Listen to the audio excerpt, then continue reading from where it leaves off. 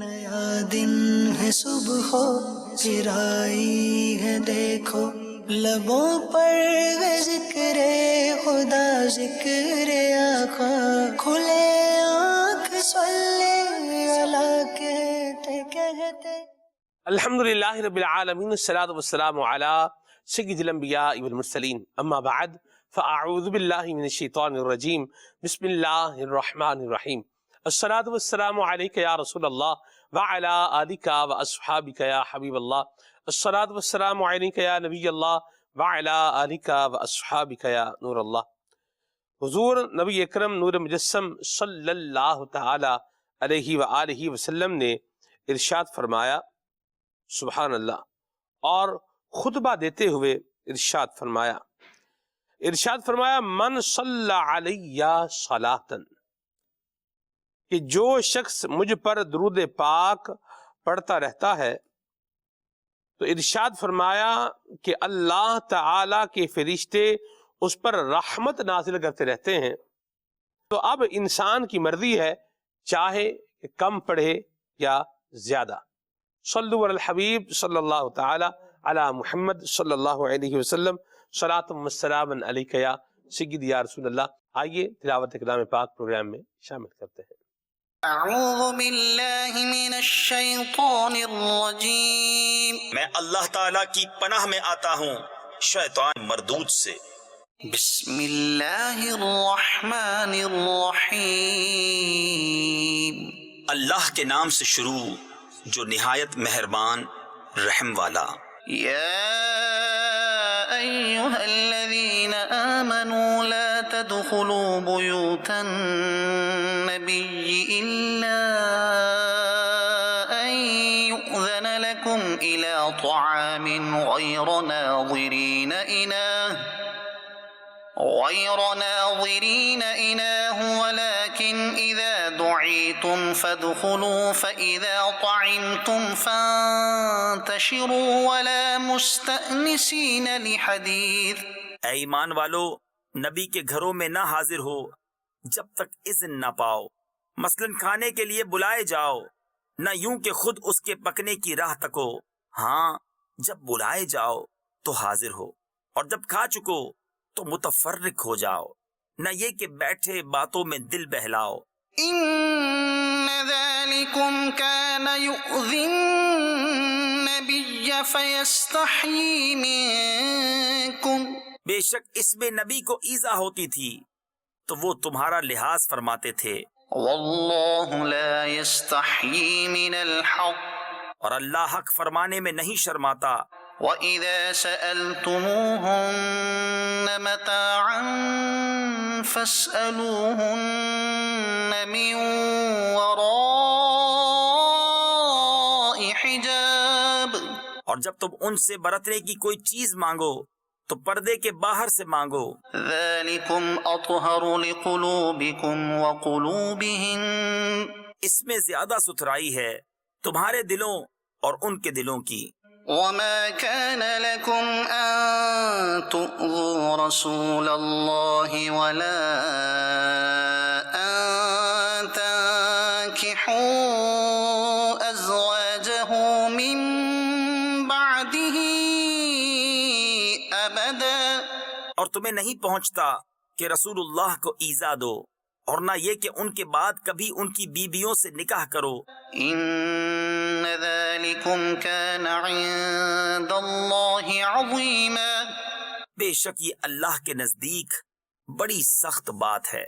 إِن تُبْدُوا شَيْئًا أَوْ تُخْفُوهُ فَإِنَّ اللَّهَ كَانَ بِكُلِّ شَيْءٍ عَلِيمًا، اگر تم کوئی بات ظاہر کرو یا چھپاؤ تو بے شک اللہ سب کچھ جانتا ہے۔ لا جناح علیہن فی آبائہن ولا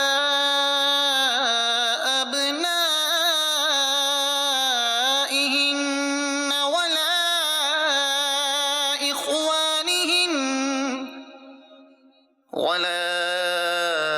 اخوانہن ولا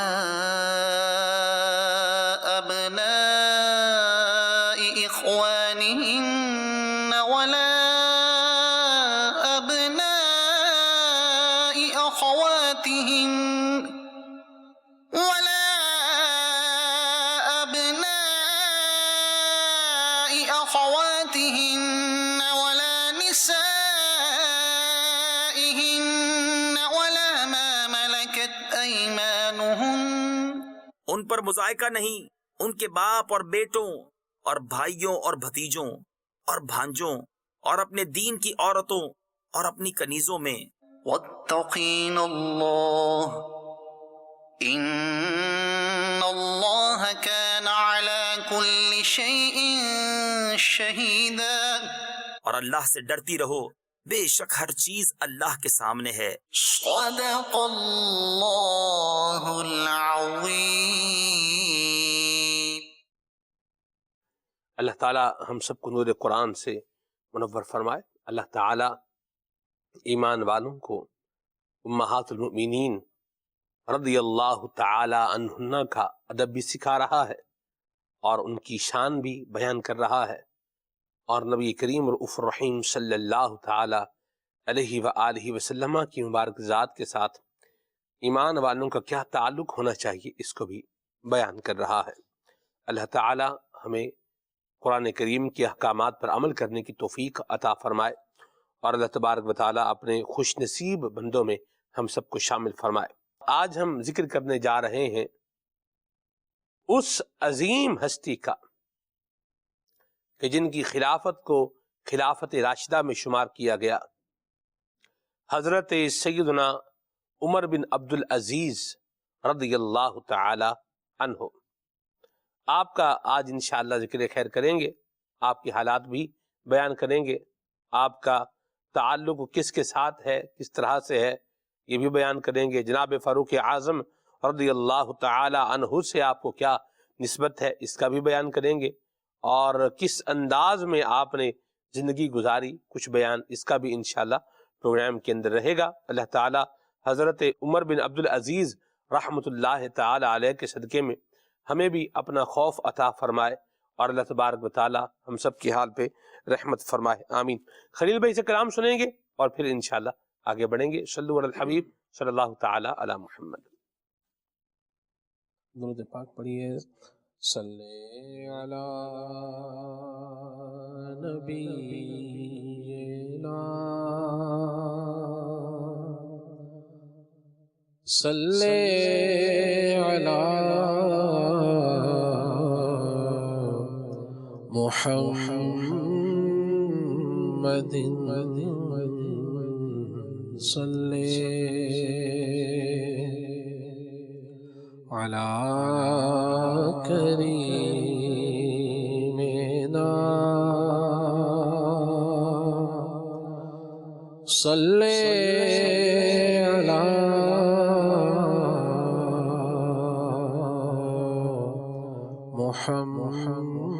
محمد. تم ہی ہو چین اور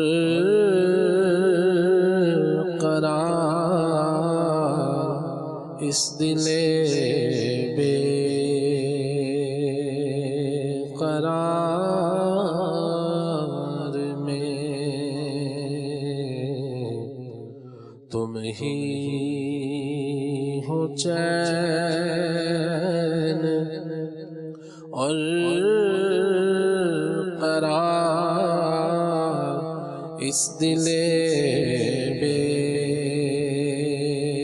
قرار میں. تم ہی تو ایک آس ہو، تم ہی تو ایک آس ہو. قلب گناہگار میں تم ہی تو ایک آس ہو قلب گناہگار میں، میرے تو آپ ہی سب کچھ ہے، رحمت عالم، میں جی رہا ہوں زمانے میں آپ ہی کے لیے، تمہاری یاد کو کیسے نہ زندگی سمجھوں، یا رسول اللہ یا حبیب اللہ، تمہاری یاد کو کیسے نہ زندگی سمجھوں، یہی تو ایک سہارا ہے زندگی کے لیے، تم ہی تو ایک آس ہو، تم ہی تو ایک آس ہو قلب گناہگار میں، تم ہی تو ایک آس ہو قلب گناہگار میں، روح نہ کیوں ہو مضطرب،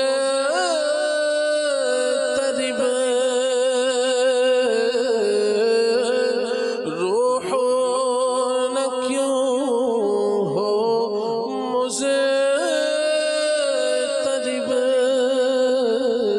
موت کے انتظار میں، سنتا ہوں مجھ کو دیکھنے، سنتا ہوں مجھ کو دیکھنے، آئیں گے وہ مزار میں، باد مردن ہے وعدہ دیدار، باد مردن ہے وعدہ دیدار، شوق جینے کا کیا کرے کوئی، سنتا ہوں مجھ کو دیکھنے، آئیں گے وہ مزار میں، نبی کے عاشقوں کو موت تو انمول تحفہ ہے کہ ان کو قبر میں دیدار شاہ انبیاء ہوگا، سنتا ہوں مجھ کو دیکھنے، آئیں گے وہ مزار میں، خاک ہے ایسی زندگی،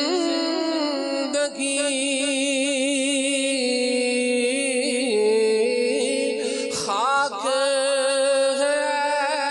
ایسی زندگی، وہ کہیں اور ہم کہیں ہے اسی زیست میں مزہ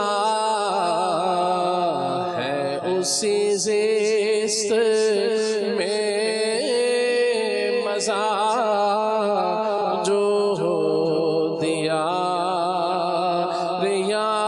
یار میں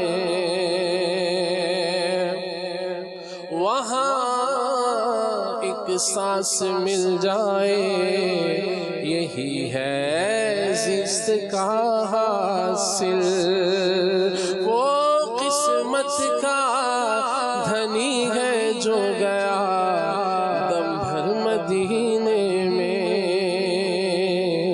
ہے اسی زیست میں مزہ جو دیا یار میں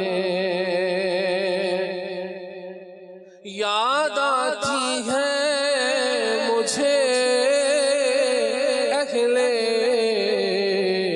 مدینہ کی یہ بات زندہ رہنا ہو تو انسان مدینے میں رہے ہے اسی زیست میں مزہ جو دیا یار میں ہے اسی زیست میں مزہ جو دیا یار میں دور دل رہے مدینے سے دور دل رہے مدینے سے موت بہتر ہے ایسے جینے سے ہے اسی زیست میں مزہ جو دیا یار میں ان کے جو ہم غلام تھے ان کے جو ہم غلام تھے خلق کے پیشوا رہے ان سے پھرے جہاں پھرا ان سے پھرے جہاں پھرا آئی کمی وقار میں ان سے پھرے جہاں پھرا آئی کمی وقار میں ان سے پھرے جہاں پھرا آئی کمی وقار میں قبر کی سونی رات ہے قبر کی سونی رات ہے کوئی نہ آس پاس ہے ایک تیرے دم کی آس ہے ایک تیرے دم کی آس ہے قلب سیاہ کار میں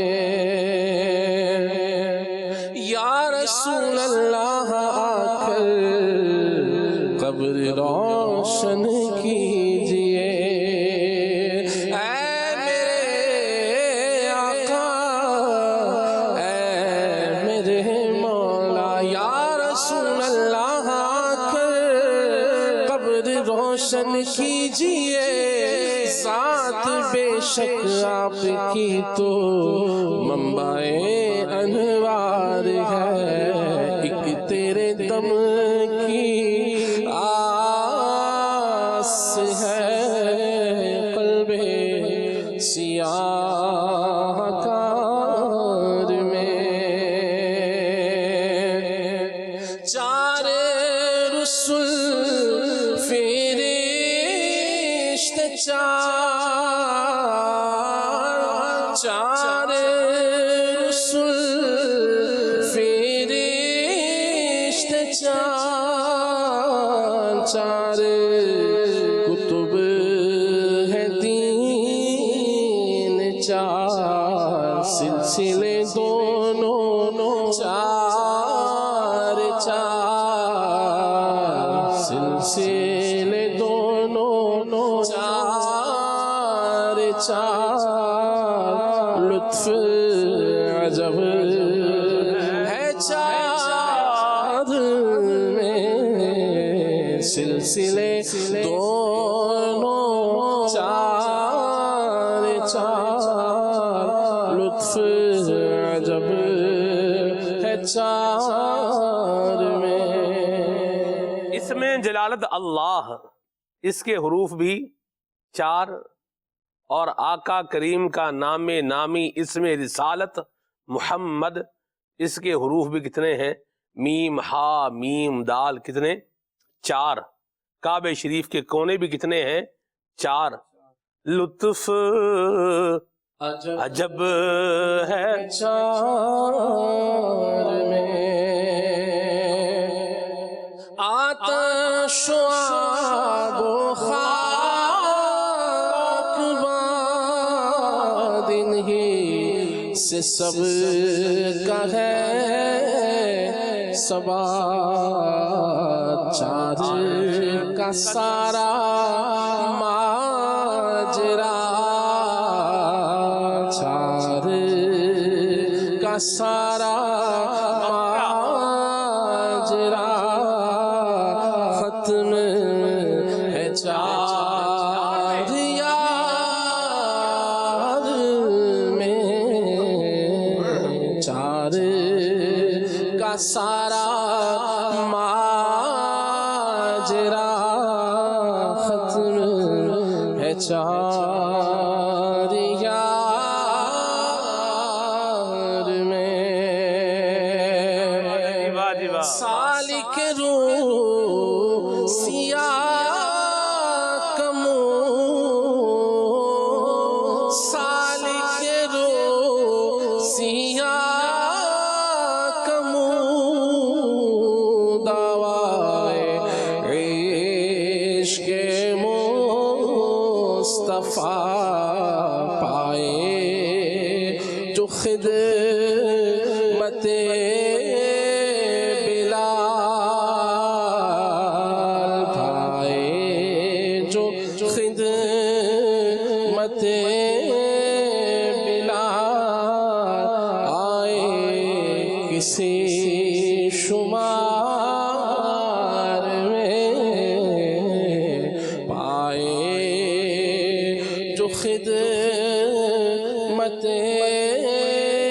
بلال آئے کسی شمار میں، تم ہی ہو چین اور قرار اس دل بے قرار میں۔ واہ واہ واہ واہ واہ، سبحان اللہ سبحان اللہ سبحان اللہ، کیا زبردست کلام اور کیسے سوگ بھرے انداز میں خلیل بھائی آپ نے پڑھا ہے۔ اللہ تعالیٰ آپ کو برکتیں عطا فرمائے اور اللہ ہم سب کو نبی کریم صلی اللہ علیہ وسلم کی شفاعت نصیب فرمائے۔ یہ ہوتے ہیں اللہ والے بزرگان دین اور اللہ اور اس کے رسول سے محبت رکھنے والے۔ مفتی احمد یار خان نعیمی رحمۃ اللہ تعالی کا کلام پڑھ کر سنایا ہے خلیل بھائی نے، اور حضرت مفتی احمد یار خان نعیمی رحمۃ اللہ تعالی علیہ آپ ایسے مصنف ہیں کہ آپ کی تحریریں، آپ کی کتابیں پڑھ کر بندے کو عشق رسول کی چاشنی نصیب ہوتی ہے۔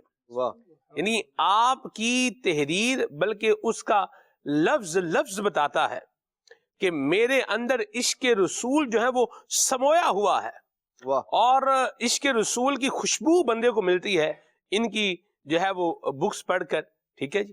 لیکن آپ دیکھیے کہ کیا آپ کی عاجزی ہے، کیا آپ کی انکساری ہے کہ آپ کہہ رہے ہیں کہ میرا منہ اور میں یہ دعویٰ کروں کہ مجھے حضور سے جو ہے وہ عشق ہے یا محبت ہے، میری کیا اوقات ہے۔ یہ بزرگوں کے انداز ہیں، یہ ہوتے ہیں اللہ والوں کے انداز پیارے۔ اللہ ہمیں بھی جو ہے وہ یہ عاجزی بھی نصیب فرمائے، انکساری بھی عطا فرمائے۔ حضرت خلیفہ عادل امیر المؤمنین حضرت سیدنا عمر بن عبدالعزیز رحمۃ اللہ تعالی علیہ کون تھے، کس قبیلے سے تعلق رکھتے تھے، ان کے ابتدائی حالات کیا تھے، کچھ بیان فرمائے۔ حضرت عمر بن عبدالعزیز رحمۃ اللہ علیہ اسلامی ہسٹری کے اندر ایک بہت مؤثر شخصیت گزرے ہیں، یعنی آپ کا اپنے زمانے کے اندر بڑا اثر تھا، اور آپ بہت بڑے عالم بھی تھے اور عادل خلیفہ تو تھے ہی، اور بڑے بہادر بھی تھے۔ اور آپ کا تعلق والدہ کی جانب سے حضرت عمر فاروق اعظم رضی اللہ عنہ سے ملتا ہے، اور جو ہے وہ مدینہ شریف کی نیک و پارسہ خاتون آپ کی نانی صاحبہ ہیں۔ جو بھی بڑی شخصیت ہوتی ہے ان کے جو خاندان کا اثر ہے وہ اس بندے کے اندر ضرور ہوتا ہے۔ تو جیسے حضرت عمر بن عبدالعزیز رحمۃ اللہ علیہ کی جو نانی صاحبہ ہیں، یہ جو ہے وہ مدینہ شریف میں ہی تھی، اور ان کا واقعہ حضرت عمر فاروق اعظم رضی اللہ عنہ کے زمانے کا ہے کہ حضرت عمر رضی اللہ تعالیٰ عنہ مدینہ شریف کے اندر گشت کر رہے تھے، رات کا وقت تھا، تو دو خواتین کی آواز آ رہی تھی۔ ایک بڑی خاتون جو ہے اپنی بیٹی کو جگا رہی تھی اور کہہ رہی تھی کہ دودھ میں پانی ملا دو۔ تو اس بچی نے کہا کہ میں خلیفہ نے، آپ کو معلوم ہے کہ خلیفہ نے حکم دیا ہے کہ دودھ میں پانی نہیں ملانا، تو ہم جو ہے وہ زبان سے تو ان کی اطاعت کا دعویٰ کریں، لیکن جو ہے وہ انہوں نے کہا کہ حضرت عمر کون سا دیکھ رہے ہیں، تو تم اٹھو۔ انہوں نے کہا کہ ہم جو ہے وہ زبان سے تو کہیں کہ ہم ان کی اطاعت کرتے ہیں، اور عملی طور پر ہم ان کی اطاعت نہ کریں، ایسا نہیں ہو سکتا۔ بہرحال یہ آواز جو ہے وہ حضرت عمر رضی اللہ تعالیٰ عنہ نے بھی سن لی، اور جو آپ کا خادم تھا اسلم، ان سے کہا کہ یہ ذرا گھر یاد رکھنا، اور جب صبح کا وقت آیا تو اپنے بیٹوں کو بلایا، حضرت عبداللہ، حضرت عبد الرحمن، حضرت عاصم، یہ تینوں بیٹے حاضر ہوئے، اور آپ نے کہا کہ آپ میں سے کوئی شادی کرنا چاہتا ہے؟ تو آپ کے جو دونوں بیٹے ہیں حضرت عبداللہ اور حضرت عبد الرحمن، انہوں نے کہا ہم تو شادی شدہ ہیں۔ تو حضرت عاصم رضی اللہ تعالیٰ عنہ نے شادی کی حامی بھر لی۔ تو اس بچی جو کہ جو ہے اتنی زبردست گفتگو کر رہی تھی، ان کے ساتھ ان کا نکاح ہوا، اور یہ جو ہے یہ حضرت عمر بن عبدالعزیز رضی اللہ تعالیٰ عنہ کی نانی لگتی ہیں، کہ ان دونوں سے جو بیٹی پیدا ہوئی وہ ام عاصم تھی۔ ام عاصم جو ہے وہ حضرت عمر بن عبدالعزیز رضی اللہ تعالیٰ عنہ رحمۃ اللہ علیہ، ان کی جو ہے وہ والدہ محترمہ ہے۔ تو ان کی پھر شادی جو ہے وہ حضرت عبدالعزیز بن مروان سے ہوئی، اور یہ بڑے شجاع تھے، بڑے بہادر تھے، اور نیک اور پارسا تھے۔ علمی طور پر بھی ان کا مقام بڑا جو ہے بلند تھا، اور انہوں نے مدینہ شریف کے جو فقہا ہیں ان سے، صحابہ اکرام ہیں ان سے علم حاصل کیا تھا، تو ان کو پھر مصر کا گورنر لگا دیا گیا، حضرت عمر عبدالعزیز جو ان کے والد صاحب تھے ان کو۔ اب جو ہے وہ عبدالعزیز صاحب نے جو ہے وہ ان کو ان کی والدہ سے کہا کہ بچے کو لے کر آپ مدینہ شریف مصر آ جائیں، مدینہ شریف سے۔ تو یہ جو بیٹے تھے عمر بن عبدالعزیز، یہ مدینہ شریف میں ہی رہتے تھے، اور ان کے والد جو ہے مصر میں ہوتے تھے۔ تو ان کی اور انہوں نے پرورش پائی ہے حضرت عبداللہ بن عمر رضی اللہ تعالیٰ عنہ کے پاس، جو فقہاء اربعہ میں سے ہیں، مدینہ شریف کے فقہاء میں سے ہیں۔ تو انہوں نے کہا کہ آپ تو جا رہی ہیں، انہوں نے مشورہ کیا ام عاصم نے اپنے چچا حضرت عبداللہ سے کہ مجھے اس طرح بلایا تو میں کیا کروں؟ تو انہوں نے کہا کہ شوہر نے بلایا تو آپ کو جانا چاہیے۔ تو انہوں نے کہا کہ یہ عمر بن عبدالعزیز کو بھی بلایا. تو انہوں نے کہا نہیں، عمر جو ہے نا یہ ہمارے خاندان سے زیادہ مماثلت رکھتے ہیں، تو اس لیے ان کو یہاں مدینہ شریف میں ہی رہنے دیں، یہ ہمارے گھر میں ہی رہنے دیں. یہ بہرحال جو ہے وہ چلی گئی مصر، اور وہاں جو ہے جب پہنچی تو عبدالعزیز جو ہیں جو مصر کے حاکم تھے وہ اپنے بیٹے کا، اپنے گھر والوں کا استقبال کرنے کے لیے آئے، لیکن جو ہے گھر والے تو تھے لیکن بیٹا نہیں تھا. تو آپ کو تھوڑا جلال بھی آیا کہ میں نے کہا تھا کہ بیٹے کو بھی لے کر آنا، بڑی محبت کرتے تھے اپنے بیٹے سے. تو انہوں نے کہا کہ نہیں، وہ حضرت عبداللہ نے، آپ کے بھائی نے جو ہے وہ ان کے تایا ابو نے ان کو روک لیا ہے. تو خوش ہوئے کہ چلے میرے جو ہے وہ بڑے بھائی ہیں، عالم ہیں اور محدث ہیں، ان کی یہ صحبت میرا بچہ پائے گا. تو یوں جو ہے یہ دن گزرتے چلے گئے. تو کچھ عرصے کے بعد حضرت عمر بن عبدالعزیز بھی مصر گئے. وہاں پر کیا ہوا، حضرت عمر فاروق اعظم رضی اللہ تعالیٰ عنہ کا ایک فرمان آپ کے خاندان میں مشہور تھا کہ ہمارے خاندان میں سے ایک ایسا شخص ہوگا جو دنیا کو عدل سے بھر دے گا. اب وہ سارے اچھا نشانی یہ بتائی کہ اس کے جو ہے نا چہرے پر زخم ہوگا، ماتھے پر زخم ہوگا.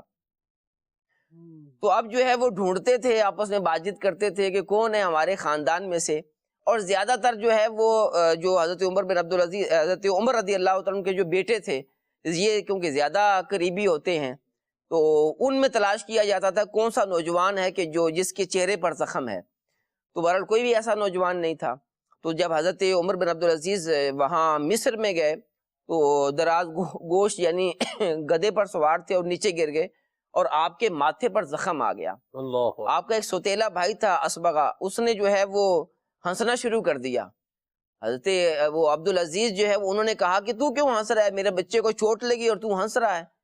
تو اس نے جواب دیا ابا جان، میں نے جو ہے وہ جو آپ کے خاندان میں مشہور ہے، یہ ہمارے یعنی ایک شخص آئے گا کہ جو دنیا کو عدل سے بھر دے گا.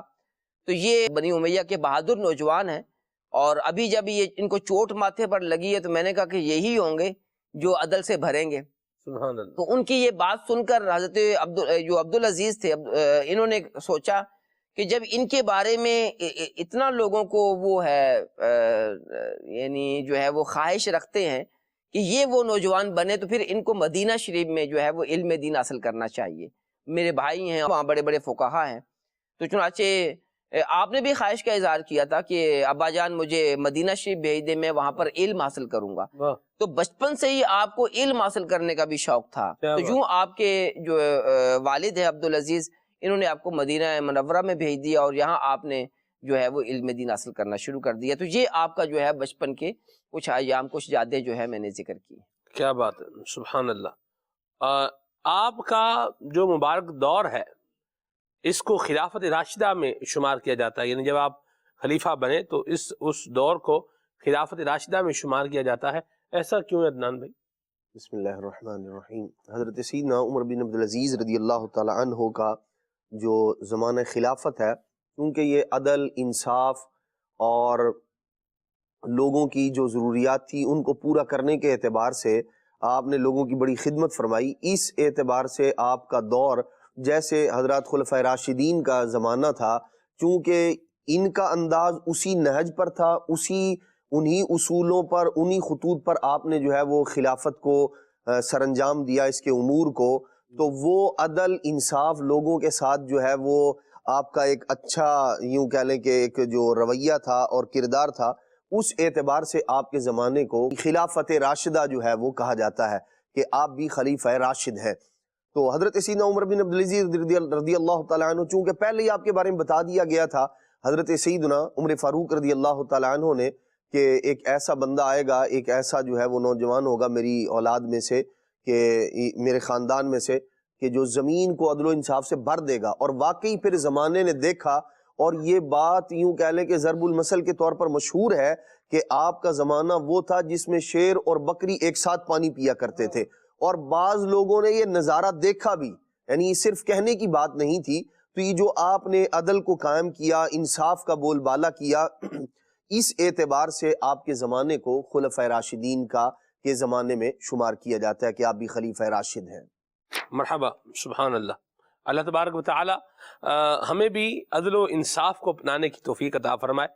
انصاف جب تک دوسرے کے ساتھ ہو رہا ہوتا ہے تب تک تو بعض اوقات بندے کو اچھا ہی لگ رہا ہوتا ہے، جب اپنے معاملات پر جو ہے باری آتی ہے تو پھر بعض اوقات بندے پر گرانی کی کیفیت ہوتی ہے. تو بہرحال یہ نہیں ہونا چاہیے، انصاف سے کام لینا چاہیے. اور جس طرح میں یہ چاہتا ہوں کہ میرا کوئی معاملہ ہے تو میرے ساتھ جو ہے وہ انصاف ہو، تو کوئی کسی کے ساتھ اگر معاملہ ہے تو اس کے ساتھ بھی کیا ہونا چاہیے؟ انصاف ہی ہونا چاہیے. لیکن لوگوں کا معاملہ یہ ہے کہ میں جو بھی کر دوں وہ ٹھیک ہے اور کوئی دوسرا کر دے تو پھر انصاف ہی ہونا چاہیے. یہ بھی بات قابل غور ہے. یوں بھی استاد نہیں ہونا چاہیے.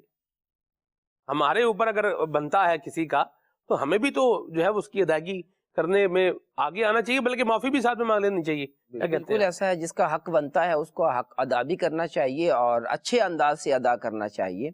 صحیح. بعض اوقات یہ ہوتا ہے کہ کسی دوسرے کا حق ہم پر ہوتا ہے، ہم ادا بھی کر رہے ہوتے ہیں اور پھر کوئی احسان بھی جتا رہے ہوتے ہیں. ایسا نہیں ہونا چاہیے، بلکہ بڑے اچھے انداز سے جو ہے اس کا حق ادا کرنا چاہیے. اور اگر حق ادا کرنے میں دیر ہو جائے، کوتاہی ہو جائے، تو پھر معذرت بھی کرنی چاہیے. جیسے مثال کے طور پر لوگ قرض لے لیتے ہیں، اور جب قرض لینے کا معاملہ ہوتا ہے تو پھر جو ہے بڑی لجاجت کے ساتھ، بڑی نرمی کے ساتھ جا کر قرض مانگ رہے ہوتے ہیں اور جو ہے وہ درخواست کر رہے ہوتے ہیں کہ آپ ہمیں دے دیں، ہماری اس مشکل میں ہمارا ساتھ دیں.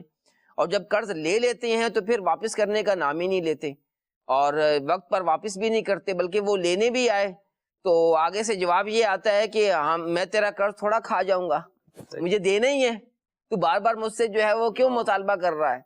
تو یوں یعنی اب پہلے بڑی جو ہے وہ لجاجت کے ساتھ اور بڑی نرمی کے ساتھ قرض لینے کی جب باری تھی تو ایسی گفتگو، اور جب ادائیگی کرنے کی باری ہے تو پھر جو ہے وہ یوں. اچھا، ایک اور قرض کے علاوہ سودا آدمی جو ہے وہ کچھ تجارتی مال بھی تو لیتا ہے نا. جب میں آپ کے پاس آؤں اور جب میں نے مال لینا ہے تو میں بڑا جو ہے وہ اور لینا خوددار ہے، تو اب میں آپ کے پاس آؤں گا اور بڑی جو ہے وہ محبت سے آپ سے باتیں کروں گا اور جو ہے وہ محبت کا اظہار بھی کروں گا، آپ کے فضائل بھی بیان کروں گا.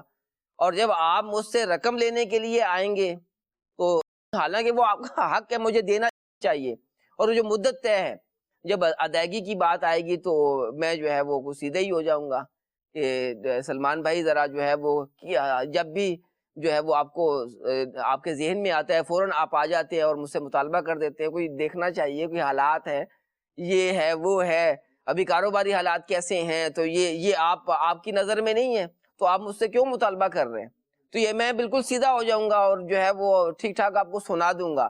تو یہ انداز کوئی صحیح نہیں ہے، درست نہیں ہے. جو حق بنتا ہے وہ دینا چاہیے، اور اگر نہیں ادائیگی کرنے میں کوئی پرابلم آ رہی ہے تو پھر جو ہے وہ معذرت کرنی چاہیے اور اچھے انداز سے جواب دینا چاہیے. مرحبا. یہ کیا تابعی بھی تھے حضرت عمر بن عبدالعزیز رحمۃ اللہ علیہ؟ یہ بھی بتائیں. اور ان کی جو ہے وہ ان کے اخراجات کی کیفیت کیا تھی، کچھ اس کا بھی ارشاد فرمائے، بتائیں. سبحان اللہ.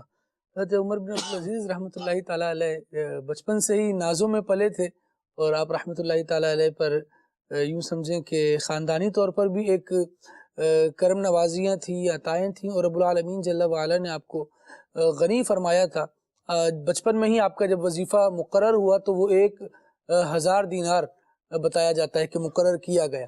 اب اس کے تقرر، اس وظیفے کے مقرر ہونے کے بعد بھی ایک لائف اسٹائل اچھا تھا، اور طرز زندگی کے بارے میں کہا جاتا ہے کہ جتنے نازوں سے یہ پلے تھے بہت کم ہی لوگ اتنے ناز و نعم میں پلا کرتے ہیں. لیکن اس کے باوجود آپ رحمۃ اللہ تعالیٰ علیہ کے دل میں اللہ رب العالمین جل وعلا کا جو خوف تھا، جو اللہ تبارک و تعالیٰ کی بارگاہ میں ان کے گڑ گڑانے کا انداز تھا، اور عاجزی، سادگی ان کی طبیعت میں تھی، وہ بھی ایک اپنی مثال آپ ہی تھی.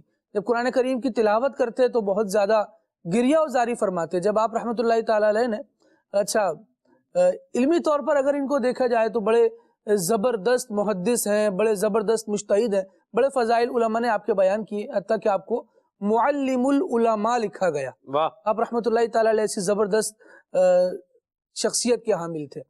حضرت انس بن مالک رضی اللہ تعالیٰ عنہ نبی اکرم علیہ الصلوۃ والسلام کے صحابی ہیں. حضرت عمر بن عبدالعزیز رحمۃ اللہ تعالیٰ علیہ آپ کی خدمت میں بھی حاضر رہے اور آپ سے بھی کچھ احادیث سننے کا، سیکھنے کا ایک سلسلہ رہا، اور بہت علم دین آپ سے بھی حاصل کیا. اس لیے کہا جاتا ہے کہ اور بھی دیگر صحابہ کرام علیہم رضوان کی بارگاہ میں یوں حاضریاں رہیں، تو آپ رضی اللہ تعالیٰ عنہ تابعی کہلاتے ہیں، تابعی بزرگوں میں سے ہیں، اور آپ رحمۃ اللہ تعالیٰ علیہ کے اساتذہ آپ کے بارے میں یہ فرماتے تھے۔ صالح بن کیسان رحمۃ اللہ تعالیٰ علیہ کا نام آتا ہے آپ کے اساتذہ میں۔ انداز یہ تھا کہ ایک مرتبہ نماز باجماعت ادا کرنے میں تاخیر ہوئی، تو والد گرامی کو ایک شکایت لکھ کر بھیجی کہ حضرت اس طرح ہوا ہے کہ نماز باجماعت کے حوالے سے ایک معاملہ دیکھا گیا۔ تو پوچھا بھائی کیوں، ایسا کیوں ہوا؟ تو بتایا کہ بال اپنے بنا رہے تھے۔ یہ بہت بچپن کا ایک واقعہ ہے، لیکن والد کی تربیت، اگرچہ دوسرے شہر میں بچہ پڑھ رہا ہے لیکن والد نے اس کو اپنی نگرانی سے ایسا ہٹایا ہوا نہیں ہے کہ میں ساری دنیا دیکھ رہا ہوں، تم کچھ اور دیکھ رہے ہو اور تم کچھ دیگر افراد کے زیر دست ہو کر اپنی پرورش پا رہے ہو۔ والد گرامی کا بھی فوکس اپنے بچے پر مکمل تھا۔ تو خیر استاد صاحب نے شکایت لکھی کہ بھئی اس طرح کا معاملہ ہوا ہے کہ بچہ آپ کا بال بناتے میں جب نماز باجماعت سے رہ گیا ہے۔ تو آپ رحمۃ اللہ تعالی نے خادم کو بھیجا اپنے کہ وہ خادم پہنچے اور آپ کی اصلاح کرے اس معاملے میں۔ تو اس نے فوراً یہاں آ کر اصلاح کی اور تربیت کر دی کہ کیا انداز ہونا چاہیے اور بال سنوارنے میں نماز باجماعت جانی نہیں چاہیے۔ پھر ساری زندگی ایک معاملہ ایسا رہا کہ آپ رحمۃ اللہ تعالی علیہ ایک ٹریک مزید مل گیا، ایک تو بچپن سے تھا، پھر مزید اس پر انفسائز کیا گیا کہ آپ جس شان و شوکت والے ہیں آپ کو یہ چیزیں نہیں دیتی کہ آپ عبادات کے معاملات میں سستی کریں۔ پھر کہا گیا کہ جب آپ رحمۃ اللہ تعالی نے قرآن کریم حفظ کیا نا تو حفظ کرنے کے بعد رونے لگے۔ اسی ایک مجلس کی بات ہے، ہزاروں قطار رو رہے تھے۔ والدہ محترمہ نے پوچھا بیٹا کیوں رو رہے، کیا بات ہے؟ تو انداز یہ تھا کہ قرآن کی جو تاثیر تھی گویا وہ دل میں گھر کر گئی تھی۔ تو آپ رحمۃ اللہ تعالی نے فرمانے لگے کہ امی جان موت یاد آ گئی۔ والدہ محترمہ نے ان کے بچپن میں جب ان سے یہ بات سنی کہ یہ موت کو یاد کر کے رو رہے ہیں، تو والدہ محترمہ رحمۃ اللہ تعالی علیہ بھی اللہ رب العالمین جل وعلا کے خوف سے زار و قطار رونے لگی۔ آپ رحمۃ اللہ تعالی علیہ کے والد گرامی جب حج کے لیے یہاں آئے اور پھر حضرت عمر بن عبدالعزیز رحمۃ اللہ تعالی علیہ سے بھی ملاقات کی، ان کے اساتذہ سے بھی ملاقات کی، تو پوچھا کہ بھئی میرے بچے کا کیا حال ہے، یہ کس طرح کا ہے، کیا انداز ہے اس کے؟ تو بیان کیا گیا کہ آپ کا جو شہزادہ ہے یہ دیگر افراد سے بہت زیادہ الگ ہے، اور ہم نے اس کو یہاں تک پایا ہے کہ جتنی اس کے دل میں ایک معرفت کی اور اللہ رب العالمین جل وعلا کے خوف کی جھلک نظر آتی ہے، ہم نے اس کی عمر کے دیگر افراد میں ان چیزوں کو نہیں پایا۔ یہ بہت زیادہ اللہ رب العالمین جل وعلا کی معرفت رکھنے والا بھی ہے اور رب العالمین کا خوف کرنے والا بھی ہے۔ یوں آپ رحمۃ اللہ تعالی علیہ نے اپنی زندگی گزاری۔ جن اساتذہ کی بارگاہ میں آپ رہے ان میں حضرت انس بن مالک رضی اللہ تعالی عنہ، اور پھر سعید بن زید اور یوسف بن عبداللہ رضی اللہ تعالی عنہ جیسے جلیل القدر صحابہ اور تابعین شامل ہیں کہ آپ رحمۃ اللہ تعالی علیہ ان کے حلقہ درس میں شریک ہوا کرتے۔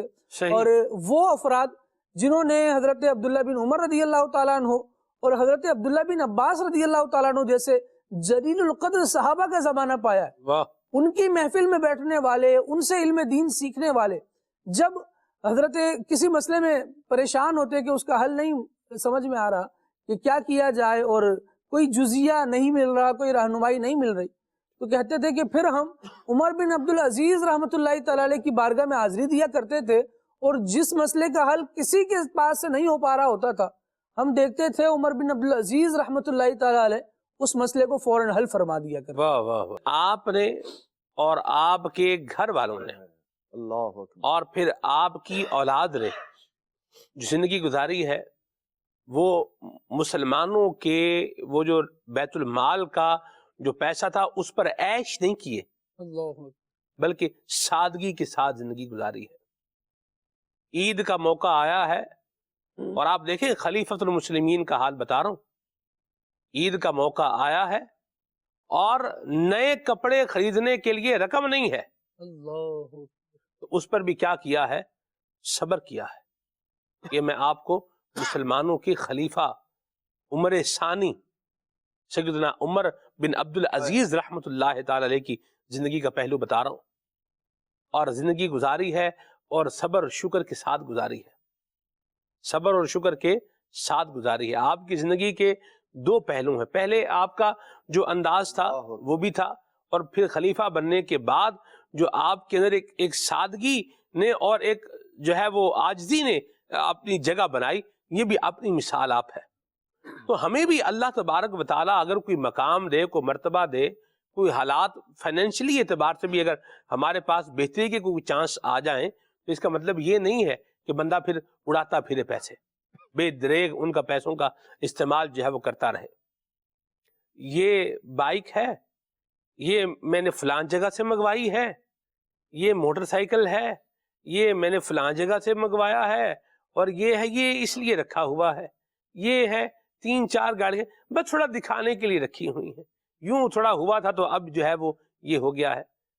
تو بندہ غور کرے کہ کیا جو ہے وہ کر رہا ہے اور کس سمت میں آگے بڑھ رہا ہے۔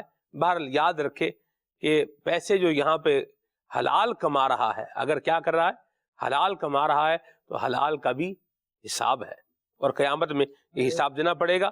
سادگی اپنائے گا اور تھوڑا لیوش انداز جو ہے وہ حد سے بڑھ کر اڑانے والا جو ہے، میں اس کی بات کر رہا ہوں، فضول خرچی والا جو ہے، اس سے اپنے آپ کو بچائے گا تو انشاءاللہ دنیا اور آخرت میں خیر پائے گا۔ اور پیسے اگر خرچ ہی کرنے ہیں، پھر اللہ کے نام پر بندہ خرچ کرے اور اللہ کی رضا کے لیے خرچ کرے، اللہ کے نام پر خرچ کرے اور اللہ کی رضا کے لیے خرچ کرے، اور پھر آپ دیکھیں ریوارڈ دیکھیں اللہ تعالیٰ اس کو کیسا جو ہے وہ عطا فرماتا ہے۔ حضرت نعیم الدین مراد آبادی رحمۃ اللہ تعالی علیہ نے یہاں جو ہے وہ ذکر فرمایا ہے، اور اس میں آپ نے یہی لکھا ہے کہ آپ کا جو زندگی گزارنے کا انداز تھا، اس کے اندر فضول خرچی نہیں تھی، فضول خرچی نہیں تھی، اور اسراف جو ہے یہ نہیں تھا۔ آپ نے پیسہ جس طرح اڑاتے ہیں، یہ زندگی میں آپ نے انداز نہیں اپنایا۔ اللہ ہمیں بھی سادگی بھی عطا فرمائے اور عاجزی بھی عطا فرمائے۔ اخراجات کے حوالے سے ان کا اپنا ایک قول بھی ہے جی، کہ جب شادی کا وقت آیا تو جو آپ کے چچا تھے عبد الملک، انہوں نے اپنی بیٹی فاطمہ کا نکاح آپ سے کرنے کا ارادہ کیا، اور نکاح سے پہلے بات چیت ہوتی ہے کہ کس طرح اخراجات کریں، شادی کس طرح ہونی چاہیے، عام طور پر دونوں خاندانوں کے اندر بات چیت ہو رہی ہوتی ہے۔ جی، اور ہمارے ہاں تو دلہا کی طرف سے بھی ڈیمانڈ جاری ہوتی ہے اور دلہن کی طرف سے بھی ڈیمانڈ جاری آ رہی ہوتی ہے، صحیح۔ کہ کتنے کتنے جو ہے وہ اخراجات کرنے ہیں، یہ کرنا ہے، وہ کرنا ہے، شادی حال کیسا ہونا چاہیے، اور جناب جو ہے وہ دلہن کی طرف سے تقاضا یہ ہوتا ہے کہ آپ جو میرے لیے سوٹ بنائیں گے وہ اتنا مہنگا ہونا چاہیے، وغیرہ وغیرہ۔ لیکن اسی طرح جو ہے وہ دولہا بھائی کی طرف سے جہیز کا آرڈر جا رہا ہوتا ہے، حالانکہ یہ کسی طرح بھی درست نہیں، بے مروتی ہے، اور بعض صورتوں میں تو شرعی طور پر بھی درست نہیں ہوگا کہ یعنی جو جس دولہا ہے اس کی جانب سے جو ہے ڈیمانڈ جا رہی ہو کہ مجھے جہیز میں یہ چیزیں درکار ہیں، اور اس کے جو ہے وہ معاشرے کے اندر جو ہے برے اثرات بھی مرتب ہو رہے ہیں۔ لیکن یہاں پر جو ہے وہ عبد الملک صاحب جو آپ کے چچا ہیں، انہوں نے پوچھا کہ فاطمہ کا نکاح آپ سے کرنا ہے تو اخراجات کس طرح کرنے ہیں، تو آپ نے فرمایا جو نیکی ہے نا وہ دو بدیوں کے درمیان ہے۔ اللہ، اس کا مطلب یہ ہے کہ نہ فضول خرچی ہو اور نہ ہی جو ہے وہ کنجوسی ہو، بخل ہو، کہ بخل اور جو ہے وہ فضول خرچی کے درمیان جو چیز آتی ہے وہ اعتدال ہے، اور یہی نیکی ہے کہ بندہ بخل سے ہی بچ جائے، کنجوسی سے ہی بچ جائے، اور جو ہے اسراف سے ہی بچ جائے جو ناجائز ہے۔ دونوں چیزیں ناجائز ہیں۔ بخل جو ہے یہ دل کی بیماری ہے کہ جہاں خرچ کرنا بنتا ہے وہاں پر بھی بندہ نہ خرچ کرے، یعنی شرعی طور پر جہاں خرچ کرنا بنتا ہے، زکوٰۃ ہے وہ نہیں دیتا، فطر ہے وہ نہیں دیتا بخل کی وجہ سے، اور جہاں مروتاً خرچ کرنا پڑتا ہے، سلمان بھائی میرے گھر آئے اور میں نے چائے بھی نہ پوچھی، یعنی حالانکہ جو ہے مہمان گھر میں آئے تو یہ تو بنتا ہے نا پہلے دن تو مہمان نوازی کرنی چاہیے، یہ مروتاً خرچ بنتا ہے، اگر کوئی نہیں کرتا تو یوں جو ہے یہ اس میں جو ہے وہ آئے گا۔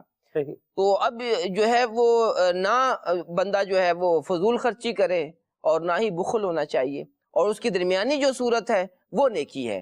تو یوں ایک پیارا سا قول فرمایا کہ جو نیکی ہے وہ دو برائیوں کے درمیان ہے، تو یوں اخراجات یعنی شادی میں جو ہمارے اخراجات ہونے چاہیے وہ اعتدال کے ساتھ ہونے چاہیے، اور یہ ساری زندگی جو ہے وہ آپ کی اسی پر گزری۔ ہاں البتہ یہ ہے کہ آپ جو ہے وہ بڑے خوش لباس تھے جب مدینہ شریف میں تھے، آپ نے بھی ذکر کیا جی اور آپ کا چلنے کا بھی ایک خاص انداز تھا، اسے عمری چال کہا جاتا تھا. یعنی آپ ایک بڑے زبردست انداز سے خوشبو لگا کر ہر روز نیا لباس پہنا کرتے تھے. شہزادے تھے، گورنر کے بیٹے تھے، اور مالی طور پر بھی جو ہے وہ آپ کو اچھا خاصا وظیفہ 1000 اس زمانے میں جو ہے وہ آپ کو ماہانہ وظیفہ ملا کرتا تھا. تو یہ آپ نے زندگی گزاری. لیکن جب خلافت کا وقت آیا تو وہ فاطمہ جو شہزادی ہیں، جو اتنے ناز و نبل میں پلی، تو جب خلافت کا وقت آیا، یہ خلیفہ بنے حضرت عمر بن عبدالعزیز، تو آپ نے ان سے جو زیور جو تھا ان کا وہ بھی بیت المال میں جمع کروا دیا، اور جو ان کے نام پر جائیدادیں تھیں وہ بھی بیت المال میں جمع کر، یعنی اپنے گھر سے جو ہے وہ عدل و انصاف کا آغاز کیا. اور ان کو بھی سمجھا دیا کہ آپ نے زندگی اب ایسی ہی گزارنی ہے، بالکل سادہ زندگی گزارنی ہے. اور اب جو ہے وہ ہمارا وہ بالکل انداز بدل گیا. جو ضروری اخراجات جو ہیں وہی ہوتے تھے کیونکہ بیت المال سے لینے ہوتے تھے، اور وہ بھی جو ہے وہ کیسے کیسے انداز ہیں. جیسے آپ نے وہ ذکر کیا کہ جب عید کا موقع تھا اور بچیوں نے کہا کہ ہمیں کپڑے چاہیے، آپ نے اپنے جو ہے وہ خازن کو بلایا اور کہا کہ جناب یہ بچیوں کے لیے میں نے خرید و فروخت کرنی ہے، کوئی کپڑے وغیرہ لینے ہیں، تو آپ اتنا جو ہے میرا جو مشاہرہ تم مہینے کے بعد دیتے ہو ابھی دے دو. تو وہ بھی خازن کون تھا، خزنچی کون تھا، وہ بھی حضرت عمر بن عبدالعزیز کا مقرر کرتا تھا نا. آپ نے جو ہے وہ ایسے لوگوں کو مقرر کیا تھا ان مناصب پر کہ جو واقعی جو ہے خوف خدا رکھنے والے تھے. اللہ اکبر. تو انہوں نے کہا کہ اے عمر، کیا آپ کو یقین ہے کہ آپ مہینے کے آخر تک زندہ رہیں گے؟ تو یعنی آپ کو پیشگی، آپ کو مشاہرہ کیسے دے دوں جو آپ کا خرچ جو مہینے کے بعد میں نے دینا ہے.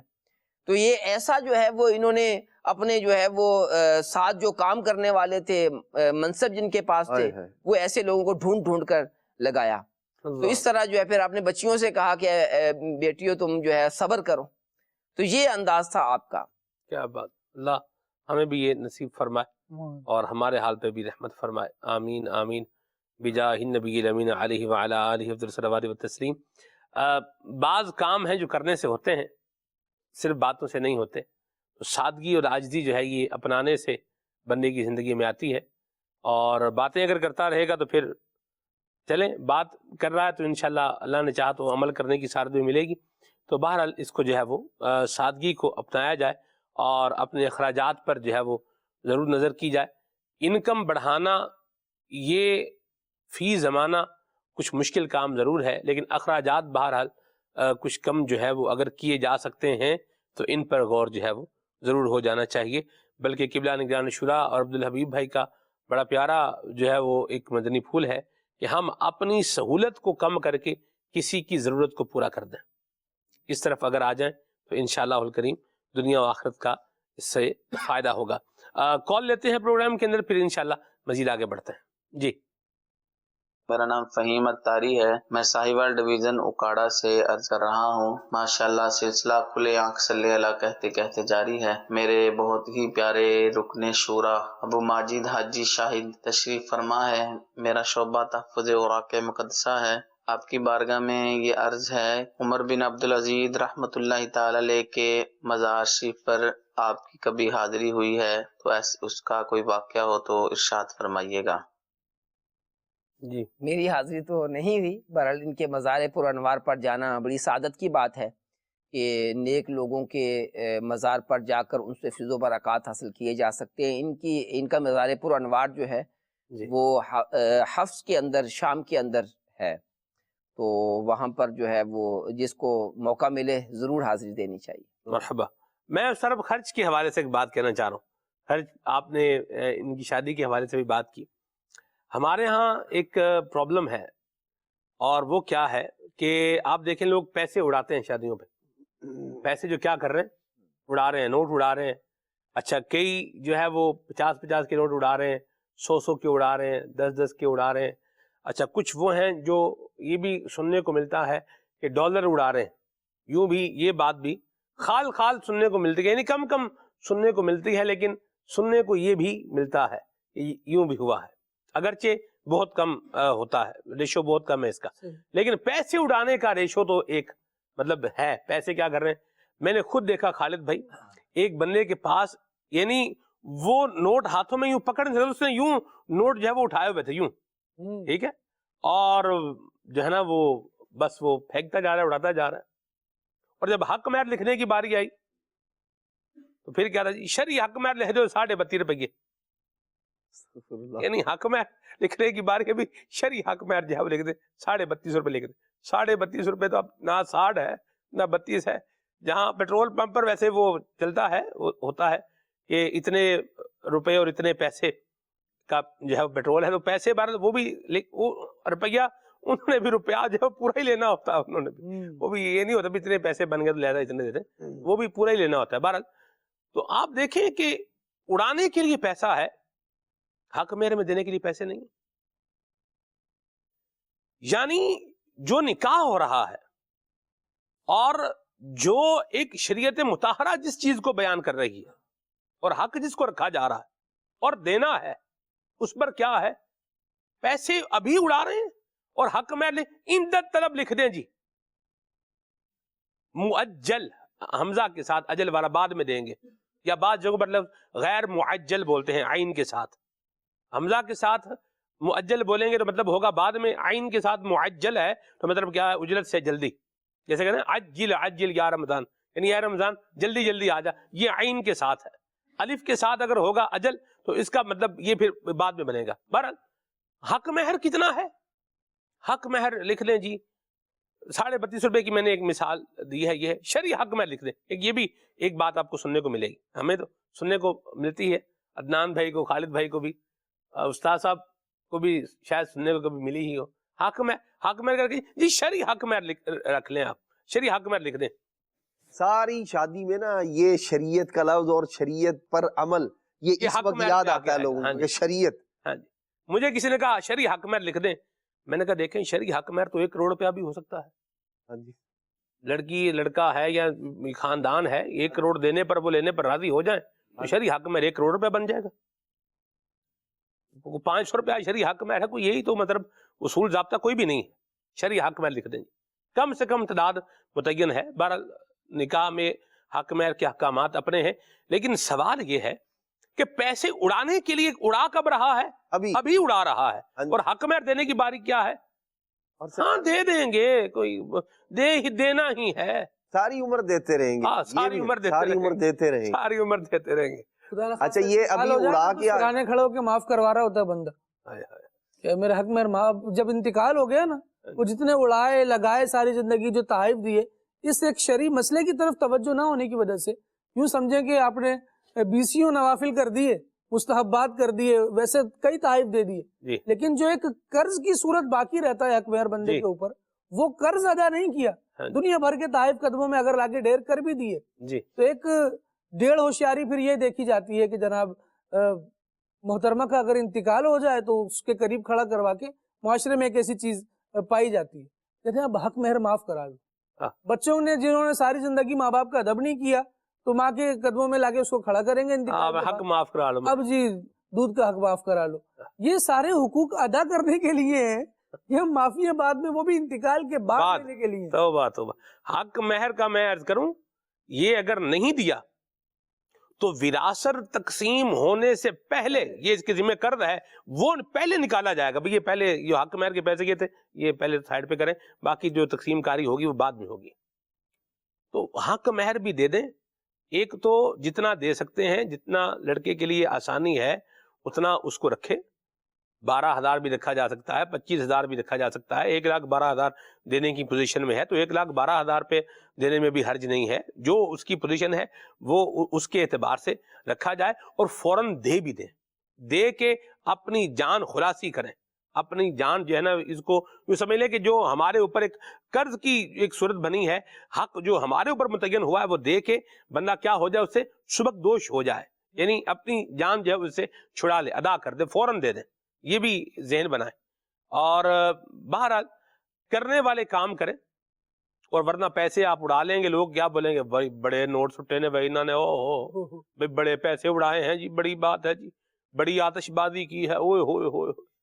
کیا مجھے بتائیں. اور اس کے بعد اور بھی بولتے ہیں حلال کے آدمی ایسے نہیں اڑاتا، حرام کے ہیں اسی لیے اڑا رہے ہیں. توبہ توبہ توبہ. یہ بھی ساتھ میں درست فرمایا آپ اچھا، حق مار کے اندر ایک ہمارے معاشرے کے اندر پرابلم یہ ہے کہ بعض اوقات جو ہے جتنا شرعی طور پر کم از کم بنتا ہے حق مار، جی اس کی جو ہے وہ بھی کئی جگہوں پر نہیں لکھا جاتا. جی یعنی 2 تولہ 7.5 ماشے چاندی کی جو قیمت ہے وہ حق مار ہے، یہ کم از کم از کم. جی تو یہ تو رکھنا ہی پڑے گا. یہ شرعی مسائل یعنی جو جس نے شادی کرنی ہے تو وہ اس کو چاہیے کہ کچھ شرعی مسائل تو سیکھ ہی لے، جیسے ایجاب و قبول کیسے ہوگا، کون سے جملے استعمال کرنے ہیں، یہ سیکھنا چاہیے.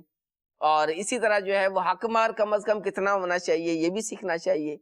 اور جو ہے وہ پھر جو ہے وہ نکاح اور طلاق کے جو ضروری مسائل ہیں یہ بھی آنے چاہیے. وہ آنے چاہیے، تاکہ جو ہے اب ایک نئی زندگی شروع ہو رہی ہے جی تو کم از کم یہ بنیادی مسائل تو ہوں. کسی بھی جو ہے وہ عالم دین، سنی عالم دین کے پاس چلے جائیں اور ان سے کہیں کہ یہ مجھے مسائل سکھا دیں، تو رب کی رحمت سے وہ عالم دین جو ہیں وہ ضروری مسائل انہیں بتا دیں گے، اور پھر جو ہے ایک اچھے انداز سے ایجاب و قبول بھی درست ہو جائے گا.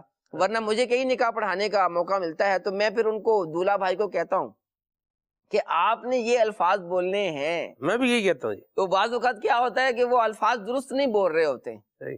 تو پھر جو ہے اچھا بعض جو ہیں وہ بہت مدھم آواز میں بات کر رہے ہوتے ہیں. بھی ذرا بلند آواز سے بولیں، جو آپ کے گواہان ہیں وہ سن تو لیں. سن لیں. ایسا ہی ہے.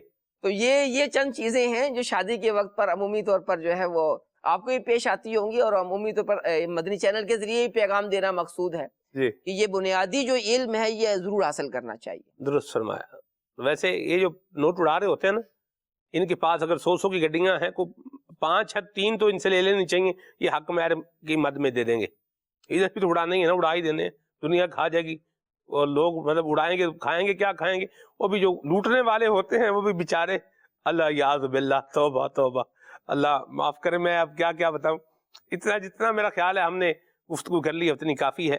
اور مہربانی کریں اور مسکینوں کا بھی یہ ایک مذاق اڑانے والی ایک دیکھیں اس میں بات ہے. وہ لڑ رہے ہیں بیچارے، آپس میں پیسے لوٹ رہے ہیں. عموماً جو لوٹنے والے ہوتے ہیں وہ اس طرح کے غریب لوگ ہی ہوتے ہیں اور بیچارے لوٹ رہے ہوتے ہیں. تو آپ نے دینے ہی ہیں تو یہ آپ طریقے سے اگر دے دیں، ان کی عزت نفس کا خیال رکھتے ہوئے بھی. لیکن اگر دیں گے تو پھر یہ وہ کیسے آئے گا، واہ بلے بلے جی، بڑی بات ہے جی، بڑے نوٹ پھینکے ہیں جی، کمال کر دیے. دلہے کے بھائیوں نے تو ہو بھائی کے، میں کہہ رہا ہوں کیا ناز نخرے اٹھائے ہیں اور کیا شوق پورے کیے ہیں. یہ باتیں پھر سننے کو نہیں ملیں گی.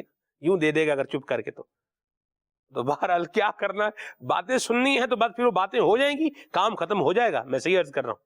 اگر وہ صرف شوق کیا ہے واہ واہ سننے کا، تو لوگ واہ واہ کر دیں گے اور پھر کام کیا ہو جائے گا، ادھر ہی ختم ہو جائے گا. پیسے بھی گئے، واہ واہ ہو گئی، بات ختم ہو گئی. اور اگر چپ چاپ کر کے یا اچھی نیت سے دے دے گا تو پھر اللہ کی رضا کے لیے دے گا تو انشاءاللہ آخرت کے لیے ذخیرہ بھی ہو جائے گا.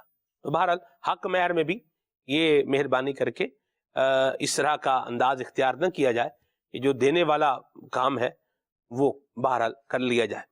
اتنی گفتگو ہوگی، میرا خیال ہے یہ کافی ہے. آگے چلتے ہیں، کال شامل کرتے ہیں.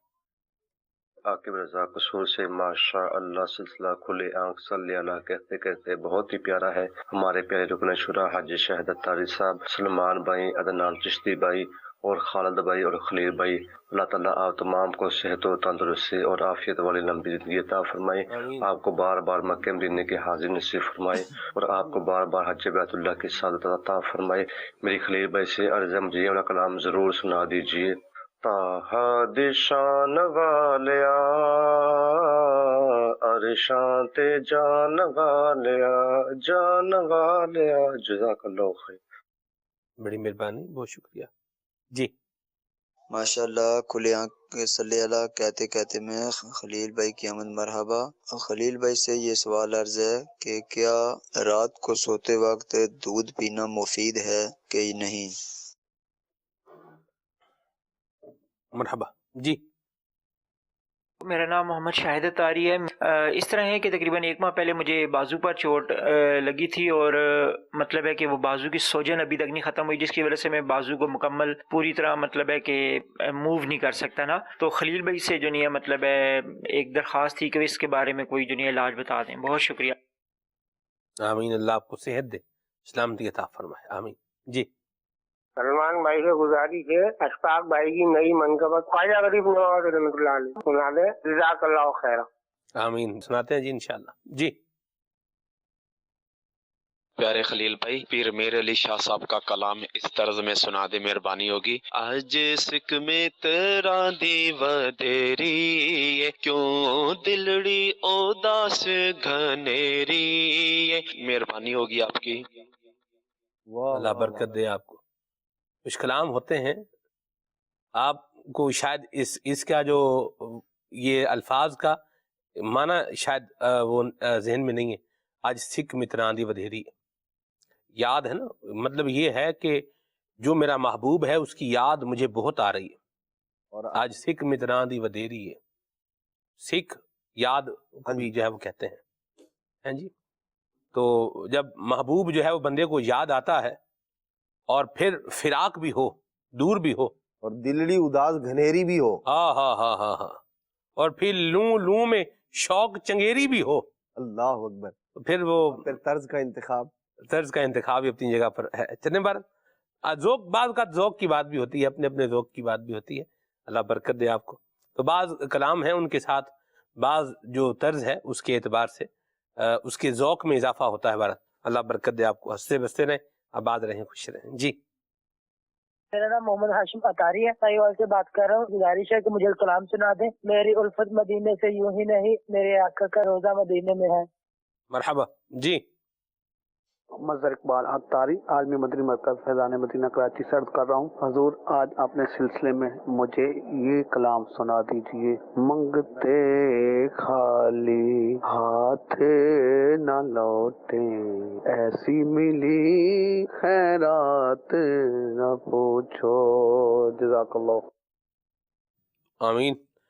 कलाम सुनना है जी शाकिर भाई को। करम आज बालाए बाम आ गया है, मैसेज भी शामिल कर रहा हूँ।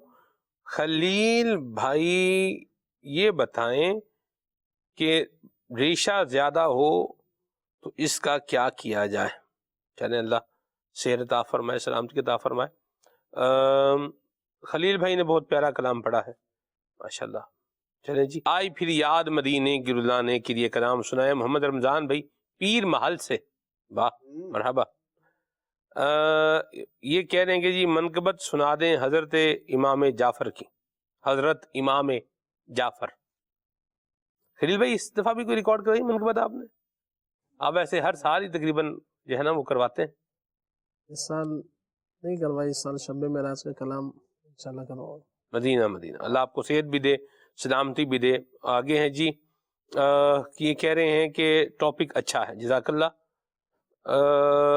ये कहने पित्ते में पथरी है, इसके हवाले से कुछ बताएं। अल्लाह आपको शिफा और सलामती अता फरमाए। एप्रिसिएशन है इस मैसेज में, तारीफ़ है। मंडी भाउद्दीन से मैसेज है, जज़ाकल्लाह। आप पंजाबी बोलते हैं तो हम घर वालों को बहुत अच्छा लगता है, अल्लाह बरकत दे। मज़े की बात बताऊँ अदनान भाई जी, मेमन इस्ताई भाई हैं ना जी, इनकी तरफ से भी फीडबैक है कि आप जब पंजाबी का लफ्ज़ बोलते हैं तो वो बहुत अच्छा लगता है। वाह वाह। अल्लाह, ये तो मतलब अहले ज़बान को तो एक ज़बान की होती है ना। चलें, बारह तारीफ़ करने वाले मेहरबानी फरमाते रहते हैं, उसने जन है, अल्लाह ताला इनका इसको सलामत रखे। आगे चलते हैं जी। सरकार तवज्जो फरमाएं, ये कलाम सुनाएं। अशफाक भाई की आवाज़ में ख्वाजा साहब की मनकबत सुनाएं। उसैद भाई इस्लामाबाद से कह रहे हैं मरहबा, ज़रूर इंशाल्लाह। कुछ कलाम शामिल करें खलील भाई, फिर आगे चलते हैं इंशाल्लाह। सल्लल्लाहु तआला अला मुहम्मद सल्लल्लाहु अलैहि व आलिहि वसल्लम।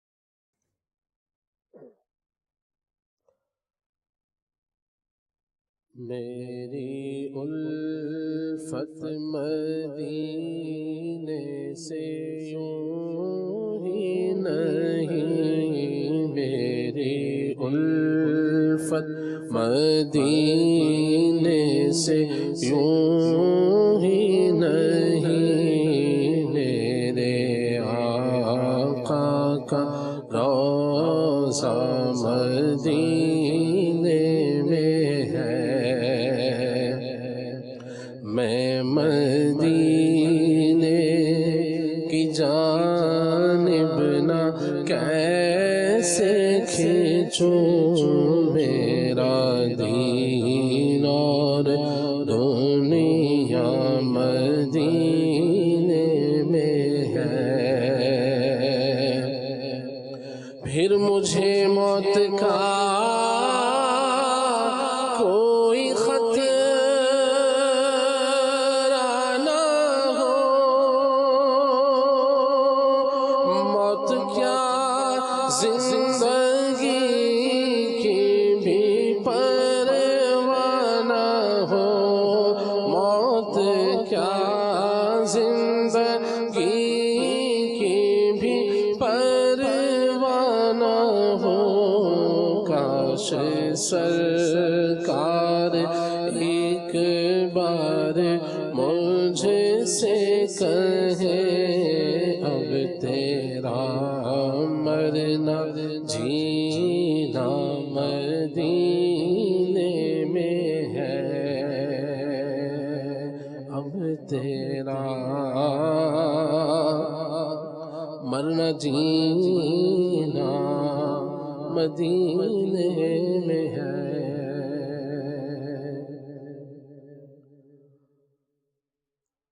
آئی پھر یاد مدینے کی رلانے کے لیے، دل تڑپ اٹھا ہے دربار میں جانے کے لیے، میرے لجپال نے رسوا نہ کبھی ہونے دیا، میرے لجپال نے رسوا نہ کبھی ہونے دیا، جب پکارا انہیں آئے ہیں بچانے کے لیے، جب پکارا انہیں آئے ہیں بچانے کے لیے، حاضر ہے در دولت پہ گدا سرکار، توجہ فرمائے سرکار، توجہ فرمائے، محتاج نظر ہے حال میرا، محتاج نظر ہے حال میرا، سرکار توجہ فرمائے سرکار، توجہ فرمائے، میں کب آنے کے قابل تھا، رحمت نے یہاں تک پہنچایا، سرکار پہ تن من جان فدا، سرکار پہ تن من جان فدا، سرکار توجہ فرمائے سرکار، توجہ فرمائے، محتاج نظر ہے حال میرا، सरकार तवज्जो फरमाए, सरकार तवज्जो फरमाए। मरहबा। आइए आपको मनक़बत सुनाते हैं, अशफाक भाई की पढ़ी हुई मनक़बत हज़रत सैयद मुईनुद्दीन चिश्ती अजमेरी हसन संजरी रहमतुल्लाह तआला अलैह की। या मुईन दीन, या मुईन दीन, या मुईन दीन, या मुईन दीन, ख्वाजाए हिंद वो दरबार है, आया तेरा कभी महरूम नहीं, मांगने वाला तेरा ख्वाजा अपने कदमों में बुला, ख्वाजा पिया, ख्वाजा पिया, अपने कदमों में बुला, ख्वाजा पिया, ख्वाजा पिया, और जलवा भी दिखा, ख्वाजा पिया, ख्वाजा पिया। आह कितनी देर से मैं दूर हूँ अजमेर से, आह कितनी देर से मैं दूर हूँ अजमेर से, जाने मैं कब आऊँगा ख्वाजा पिया, ख्वाजा पिया, जाने मैं कब आऊँगा ख्वाजा पिया, ख्वाजा पिया, मेरे कदमों में बुला, ख्वाजा पिया, ख्वाजा पिया, और जलवा भी दिखा, ख्वाजा पिया, ख्वाजा पिया। दिल से दुनिया की मोहब्बत की मुसीबत दूर हो, दिल से दुनिया की मोहब्बत की मुसीबत दूर हो, दे दो इश्क़े मुस्तफ़ा ख्वाजा पिया, ख्वाजा पिया, दे दो इश्क़े मुस्तफ़ा ख्वाजा पिया, ख्वाजा पिया, अपने कदमों में बुला, ख्वाजा पिया, ख्वाजा पिया, और जलवा भी दिखा, ख्वाजा पिया, ख्वाजा पिया। तेरी उल्फत में जीऊं, तेरी मोहब्बत में मरूं, तेरी उल्फत में जीऊं, तेरी मोहब्बत में मरूं, हो करम ऐसा शाह ख्वाजा पिया, ख्वाजा पिया, हो करम ऐसा शाह ख्वाजा पिया, ख्वाजा पिया, अपने कदमों में बुला, ख्वाजा पिया, ख्वाजा पिया, और जलवा भी दिखा, ख्वाजा पिया, ख्वाजा पिया।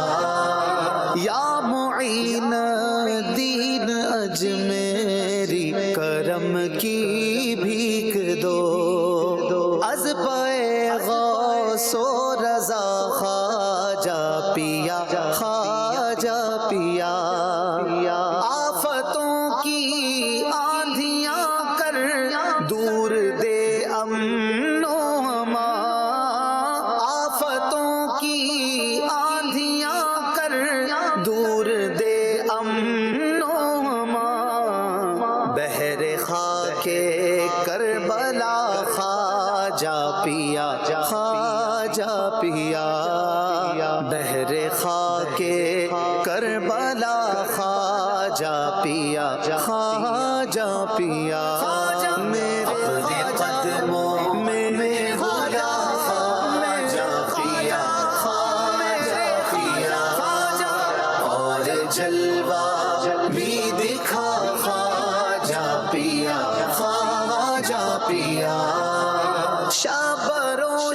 شبیر کا صدقہ بلائیں دور ہو، شبر و شبیر کا صدقہ بلائیں دور ہو، اے میرے مشکل کشا خواجہ پیا، خواجہ پیا، اے میرے مشکل کشا خواجہ پیا، خواجہ پیا، اپنے قدموں میں بلا خواجہ پیا، خواجہ پیا، اور جلوہ بھی دکھا خواجہ پیا، خواجہ پیا، جھولیاں بھرتے ہو منگتوں کی مجھے بھی ہو عطا، جھولیاں بھرتے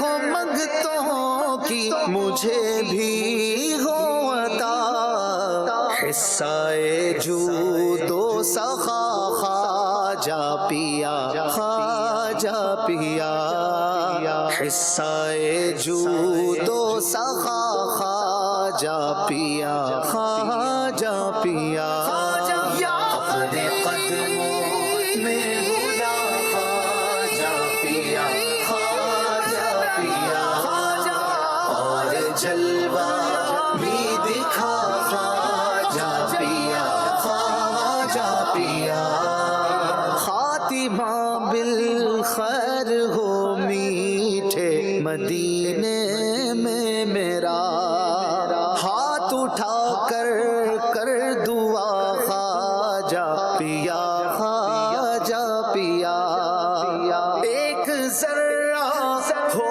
عطار کے ہو جائے گا، ایک ذرہ ہو عطار کے ہو جائے گا، خواجہ گھر بھر کا بھلا خواجہ پیا، خواجہ پیا، خواجہ گھر بھر کا بھلا خواجہ پیا، خواجہ پیا، میرے قدموں میں بلا خواجہ پیا، خواجہ پیا، اور جلوہ بھی دکھا خواجہ پیا، خواجہ پیا، یا معین دین، یا معین دین، یا معین دین، یا معین دین۔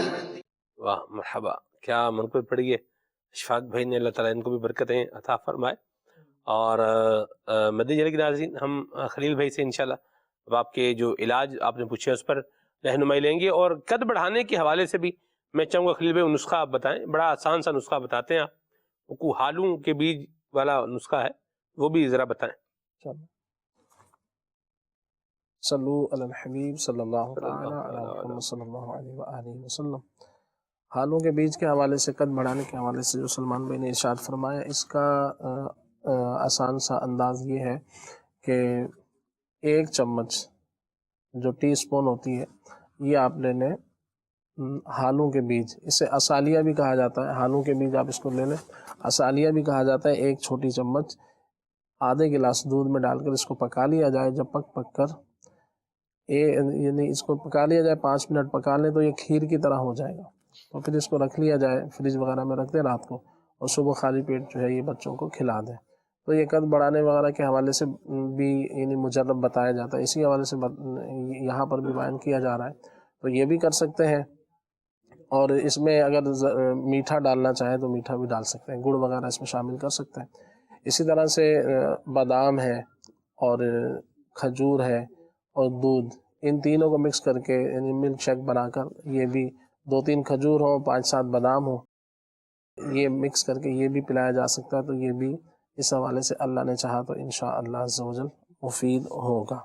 اس میں یہاں ایک بات وضاحت کر دیں کہ یہ آلو کے بیج نہیں ہے، یہ ہالوں کے بیج ہیں، ہالوں، ہاتھ تھوڑا نکالیں گے تو تاکہ وہ بنانا آلو کے بیج دے دیں، یہ بھی ایک وہ بات ہے ویسے۔ جی جی، تو یہ براؤن سے کلر کے ہوتے ہیں ہالوں، ہا الف ہا، تو یہ جو ہے نا ہالوں کے بیج، تو دو چشمی والا ہاں ہوتا ہے نا، تو وہ اس کے اندر ہے۔ ہالوں کے بیج اسالیہ بھی اس کو کہا جاتا ہے، پنساریوں کی دکان سے یہ مل جاتا ہے۔ بہرحال بچوں کی خوراک کا اگر اچھا خیال رکھا جائے تو ان کو انہیں کے دودھ ہے، دہی ہے، لسی ہے موسم کے حساب سے، اسی طرح سے یہ جیسے بادام کا ذکر کیا اور دیگر چیزیں ہیں، تو اگر اس طرح طاقت والی چیزیں بچوں کو دی جائیں اور باہر کی چیزوں سے آلتو فالتو چیزیں جو کھاتے ہیں بچے، آپ کو معلوم ہے، اس سے بچایا جائے تو انشاءاللہ یہ قد وغیرہ بڑھنے کے حوالے سے بچوں کو جو ہے انشاءاللہ فائدہ حاصل ہوگا۔ تو کیا لفظ آپ نے خلیل بھائی استعمال کیا ہے، مزہ آ گیا، آلتو فالتو، اس کے لیے تو یہی لفظ ہونا چاہیے، آلتو فالتو۔ جی جی، اور رات کو یہ پوچھا گیا کہ رات کو دودھ پینا جو ہے وہ کیا مفید ہے؟ تو ایک تعداد جو رات کو دودھ پیتی ہے، تو اس کا عرض اس حوالے سے عرض یہ ہے کہ دودھ بھی ایک غذا ہے، تو اس کو بھی ہضم کرنا ایک کام ہے۔ تو جس طرح دیگر کھانے وغیرہ کھا کے فوری سو جانا مناسب نہیں ہوتا، تو اسی طرح سے دودھ بھی بہتر یہ ہے کہ سونے سے کچھ دیر پہلے پیا جائے، 1 گھنٹہ پہلے پی لیجئے، آدھا گھنٹہ پہلے پی لیجئے، تاکہ جو ہے نا یہ اس کو بھی ہضم ہونے میں، کچھ بندہ چلتا پھرتا ہے تو اٹھتا بیٹھتا ہے تو اس میں کچھ ہضم ہو جائے، تو جن کا بالخصوص جن کا معدہ کمزور ہوتا ہے، تو ایسے لوگ اگر دودھ پیتے ہیں تو ان کو جو ہے نا پھر اس میں کچھ آزمائش ہو سکتی ہے، تو اس لیے بہتر یہ کہ کچھ دیر پہلے پی لیا جائے۔ اور جن کا معدہ کمزور ہے بالخصوص پھر ان سے گزارش ہے کہ وہ صبح میں پئیں، تو صبح میں پینا ان کے لیے مفید ہوگا۔ بعضوں کو نقصان ہوتا ہے، آ کر بتاتے ہیں تو مختلف چیزیں سامنے آتی ہیں، تو سوتے وقت پیا تھا تو پھر ایسا ہو گیا، تو یہ اس طرح سے کر لیا جائے۔ اور ریشہ بہت زیادہ بنتا ہے تو اس کے جو اسباب ہیں اس پہ غور کر لیا جائے، کھٹی چیزیں نہ کھائی جائے، جیسے آج کل کا موسم ہے بالخصوص چاول سے بچا جائے، اور فاسٹ فوڈ وغیرہ ہے، اس طرح کی جو چیزیں ہیں ان سے بچا جائے تو انشاءاللہ اس حوالے سے مفید رہے گا۔ ٹھنڈا پانی ہے اور دیگر ٹھنڈی چیزیں وغیرہ بندہ استعمال کرتا ہے تو اس سے بچا جائے۔ تو اس میں جو ہے نا آپ اگر چاہیں تو ایک علاج میں عرض کر دیتا ہوں، وہ آپ استعمال کر سکتے ہیں۔ شربت صدر ایک ملتا ہے، مختلف کمپنیاں اس کو بناتی ہیں، کسی کا یہ خاص نہیں ہے، تو آپ یہ لے لیجئے 2 چمچ، اس کو آپ پانی میں ڈال کر صبح شام استعمال کرتے رہیں تو یہ بھی فائدہ مند ہے۔ اسی طرح سے لہو کے سپستہ کے نام سے ایک لہو ہوتا ہے، یعنی معجون ٹائپ کی یہ چیز ہوتی ہے، تو یہ بھی آپ آدھی چمچ 2 ٹائم استعمال کر سکتے ہیں، تو یہ بھی مفید ہے۔ تو اس کے علاوہ بھی جو ہے آپ شہد لے لیجئے، شہد کے اندر 1 پاؤ شہد لے لیں، اس کے اندر 6 گرام کے آس پاس کالی مرچیں شامل کر لیں، 12 گرام اس میں ملیٹھی ڈال لیجئے، تو انشاءاللہ اس کو بھی بنا کے رکھ لیں تو یہ بھی اس حوالے سے مفید رہے گا۔ لیکن اس کا بہت بڑا تعلق جو ہے کھانے پینے سے ہے، تو ایسی چیزوں سے پرہیز کیا جائے۔ اور پتے میں پتھری کے حوالے سے پوچھا گیا، اللہ کریم ہمارے سارے مریضوں پر رحمت کی نظر فرمائے۔ تو پتے میں جو پتھری ہے یہ اس کا عام طور سے ڈاکٹر حضرات تو اس کا آپریشن ہی کرتے ہیں، اور ہربل کے حکمت کے حوالے سے اس کا جو علاج کیا جاتا ہے، لیکن ہر شخص اس کا علاج نہیں کرتا، تو کسی اچھے حکیم کے پاس آپ جا کر باقاعدہ اس کی کچھ عرصہ دوا کھانی پڑتی ہے۔ تو یہ جب پتے میں پتھری ہوتی ہے، اس کے ساتھ دیگر چیزیں بھی بندے کے جسم میں پیدا ہو جاتی ہیں، تو اس کا بھی تعلق یوں کہہ لیں عام طور سے بندہ کھانے پینے ہی سے بیمار ہوتا ہے، تو کھانے پینے پر غور کر لیا جائے۔ تو یہی فاسٹ فوڈ وغیرہ، چکنائی کا زیادہ استعمال، کچھ چکنائی والی چیز کھائی، اوپر سے ٹھنڈا پانی، کولڈ ڈرنک وغیرہ پی لی، اس طرح کی چیزیں جو کرتے ہیں ان کے ساتھ عام طور سے ایسا ہو جاتا ہے۔ پتے کی پتھری مردوں کے مقابلے میں کہا جاتا ہے کہ عورتوں میں زیادہ ہوتی ہے، تو موٹاپا بھی اس کا ایک سبب ہوتا ہے، تو ایسے اسباب سے بچا جائے کہ جو ویٹ بڑھاتے ہیں تو بھی یہ معاملہ ہو سکتا ہے، واک وغیرہ کی جائے۔ اس طرح یہ بھی اس کا حل بتایا جاتا ہے کہ 1 چمچ زیتون کا تیل اور اس میں تھوڑا سا لیموں نچوڑ کر جو ہے یہ استعمال کیا جائے، یا پھر اپنے کھانے میں جیسے 2-3 ٹائم جو ہے نا 1 چمچ زیتون شریف کا جو آئل ہوتا ہے اس کو شامل کر لیا جائے، تو یہ اس حوالے سے مفید ہے۔ اسی طرح سے لہسن کی چٹنی بنا لیں، 3 لہسن اور اس کے اندر 3 یا 5 کالی مرچیں، 3 یا 5 کالی مرچیں، 3 عدد لہسن کے جو جوے ہوتے ہیں تو یہ لے لیں، اور اس کے اندر 10-15 پتے پودینے کے شامل کر لیں۔ اس کو نمک وغیرہ ملا کے حسب ضرورت، تو وہ آپ اس کی چٹنی بنا لیں، تو اس کو بھی 2-3 ٹائم استعمال کریں۔ ایسوں کے لیے شہد بھی مفید ہے۔ تو پتے کی پتھری کے یہ صفرا ہوتا ہے، ایک جیسے جسم میں خون ہوتا ہے تو صفرا ہوتا ہے، بلغم ہوتی ہے، تو یہ پتے میں یوں کہہ لیں کہ جم جاتا ہے، تو اس کے اسباب اسی طرح کے ہوتے ہیں، یوں کہنے اس کا تعلق کھانے پینے سے ہی ہے، تو بندہ اپنا کھانا پینا درست کر لے تو انشاءاللہ اس حوالے سے بھی فائدہ رہے گا۔ ورنہ جن لوگوں کا پتا نکل جاتا ہے تو پھر بعد میں ان کو کافی پرابلم ہوتی ہے کھانے پینے کے معاملات میں، کوئی چکنائی والی ایسی چیزیں کھانی تو پھر بڑی آزمائش ہوتی ہے۔ اور بازو میں چوٹ لگی ہے، سوجن وغیرہ کے حوالے سے ہے، تو اس میں کیا علاج چل رہا ہے تو اس کو دیکھ لیا جائے۔ تو ابھی معلوم نہیں ہے کہ کس طرح کی چوٹ ہے اور اب کتنی باقی ہے، آیا کہ اندر کوئی ابھی چوٹ باقی ہے یا ویسے ہی سوجن ہے۔ تو عام طور سے سردیوں میں بھی اس طرح کی جو چوٹ وغیرہ ہوتی ہے تو اس میں سوجن آ جاتی ہے، تو اس کے لیے آپ جو ہے وہ میں ایک مختصر سا علاج عرض کر دیتا ہوں کہ زیتون شریف کا آئل جو ہے نا ہلکا سا جو ہے وہ اس پر آپ لگا لیا کریں، اور باقی جو آپ اس کا علاج آپ کر رہے تھے کہ ہو سکتا ہے کہ علاج ادھورا نہ چھوڑ دیا ہو، تو وہ آپ علاج اگر باقی ہے تو اس کو کر لیجئے، ورنہ پھر جن سے علاج کروائے ان سے مزید آپ مل لیجئے۔ بعض اوقات ایسا ہوتا ہے کوئی آپریشن کرواتے ہیں، کوئی ایسی چوٹ ہوتی ہے وہ صحیح علاج نہیں ہوتا، بعد میں وہ زخم پک جاتے ہیں تو پھر مزید آزمائشیں کھڑی ہو جاتی ہیں، دو بار بعض اوقات آپریشن ہو رہے ہوتے ہیں، تو بے احتیاطی بھی ہوتی ہے، تو کوئی بے احتیاطی کر رہے ہیں تو اس کو بھی دیکھ لیں۔ لیکن عام کہیں تو چھوٹا موٹا کوئی درد ہو تو اس پہ زیتون شریف کا آئل جو ہے وہ لگایا جا سکتا ہے، رگڑنا نہیں ہے، بس ہلکے ہاتھ سے اس کو اس طرح سے لگا لیا جائے۔ اللہ پاک رحمت کی نظر فرمائے۔ آمین آمین، اللہ رحمت کی نظر فرمائے۔ زیتون کا تیل جو ہے وہ کھانے کا الگ ہوتا ہے، اور جو استعمال کرنے کا ہوتا ہے وہ دوسرا جو ہے نا وہ الگ ہوتا ہے، مساج وغیرہ کے جو استعمال کرتے ہیں وہ الگ ہوتا ہے، کھانے کا الگ ہوتا ہے۔ اور عرب شریف میں تو عدنان بھی اللہ نصیب کرے حج کی سعادت اگر آپ کے ساتھ مجھے میسر آئے تو میں نیت کرتا ہوں کہ آپ کو انشاءاللہ میں نے چونکہ اس حاضری میں یہ دیکھا ہے یوں بھی زیتون کا تیل استعمال کیا جاتا ہے، کھانا سالن ہوتا ہے اور اس کے اوپر وہ زیتون جو ہے نا اس کا تیل وہ ڈالتے ہیں، وہ اس کے لیے ایک برتن ہوتا ہے اس کا الگ سے، تو آپ وہ ایک پیسٹ ہوتا ہے، لوبیے کا پیسٹ ہوتا ہے، اس کو پھول کہتے ہیں، اس کو پھول، فے واو اور لام، تو پھول بھی کہتے ہیں، پھول بھی کہتے ہیں، بہرحال مختلف لوگ مختلف انداز سے کہتے ہیں۔ تو اس کے اوپر پھر وہ کیا کرتے ہیں عدنان بھائی، وہ زیتون کا تیل اوپر سے وہ ڈالتے ہیں۔ تو یہ اللہ نصیب کرے تو پھر آپ کو کھلانے کی میں نیت کر لیتا ہوں انشاءاللہ۔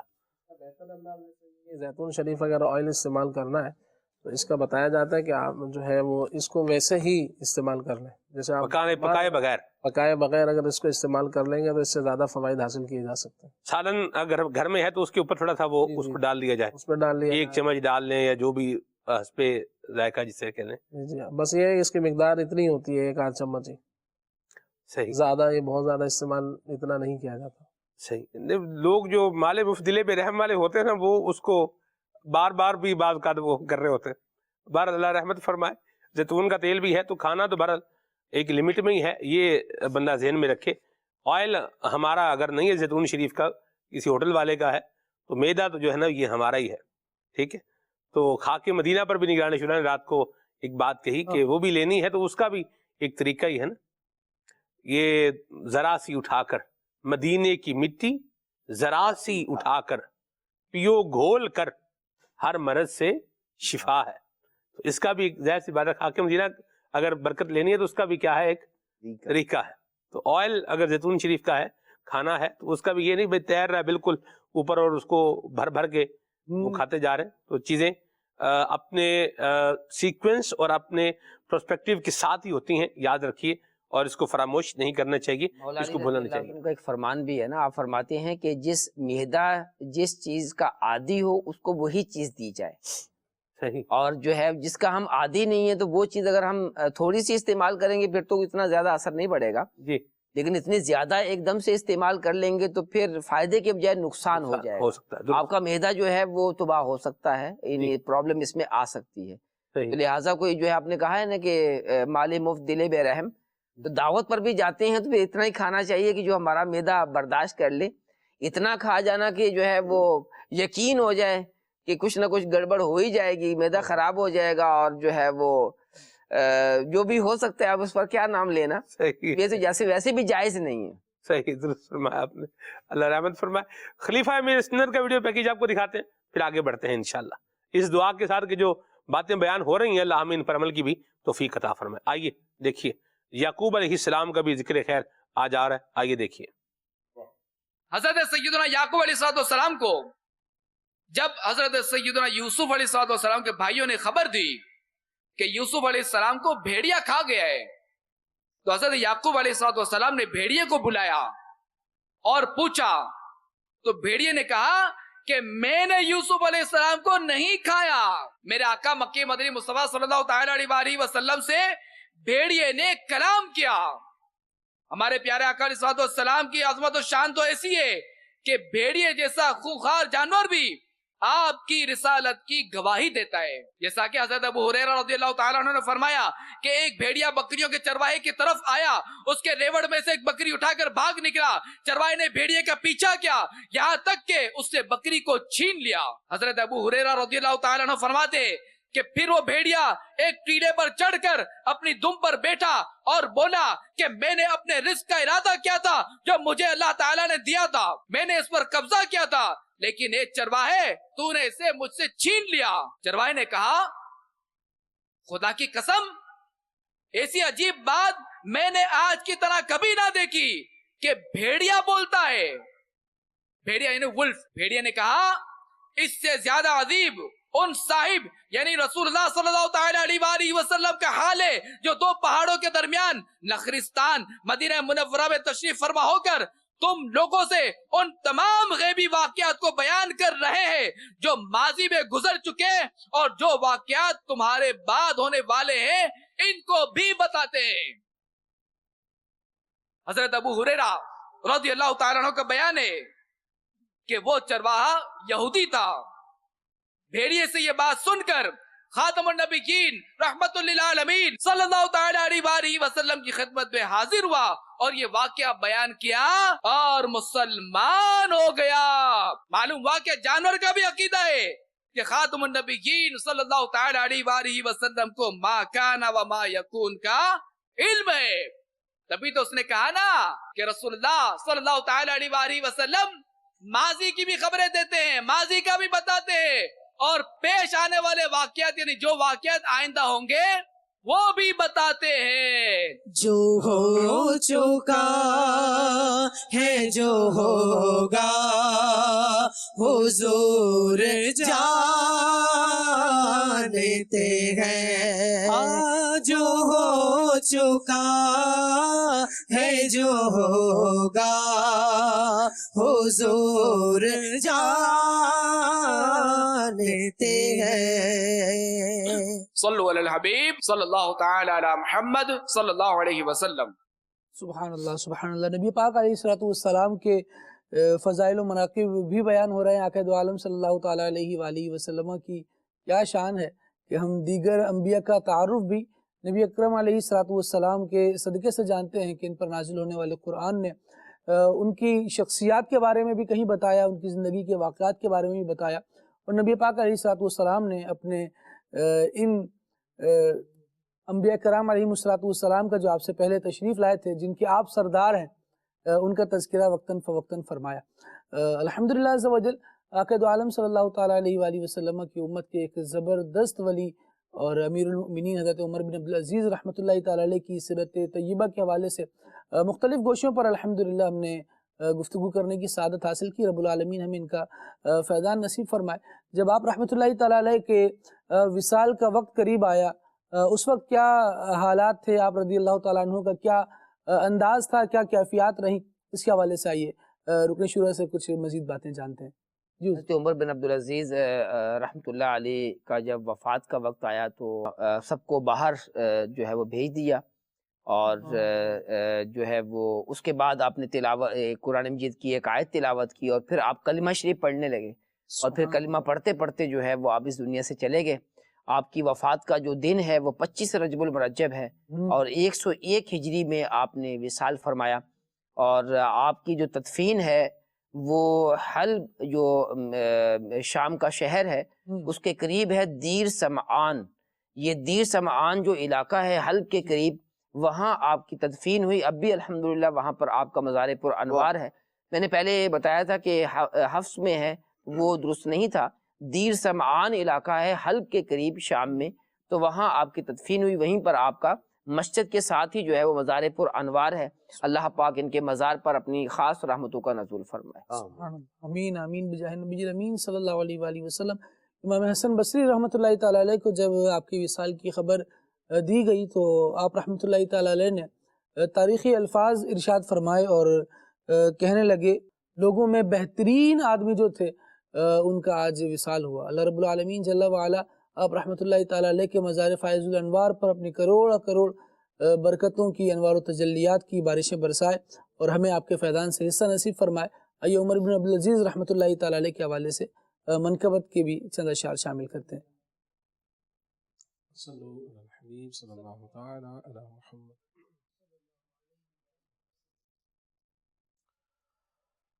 رحمت سرکار کے قاصد عمر عبدالعزیز. رحمت سرکار کے قاصد عمر عبدالعزیز. مصطفیٰ کے نائب راشد عمر عبدالعزیز. ایک نصاب امن ہے دنیا کو تیری سلطنت. ایک نصاب امن ہے دنیا کو تیری سلطنت.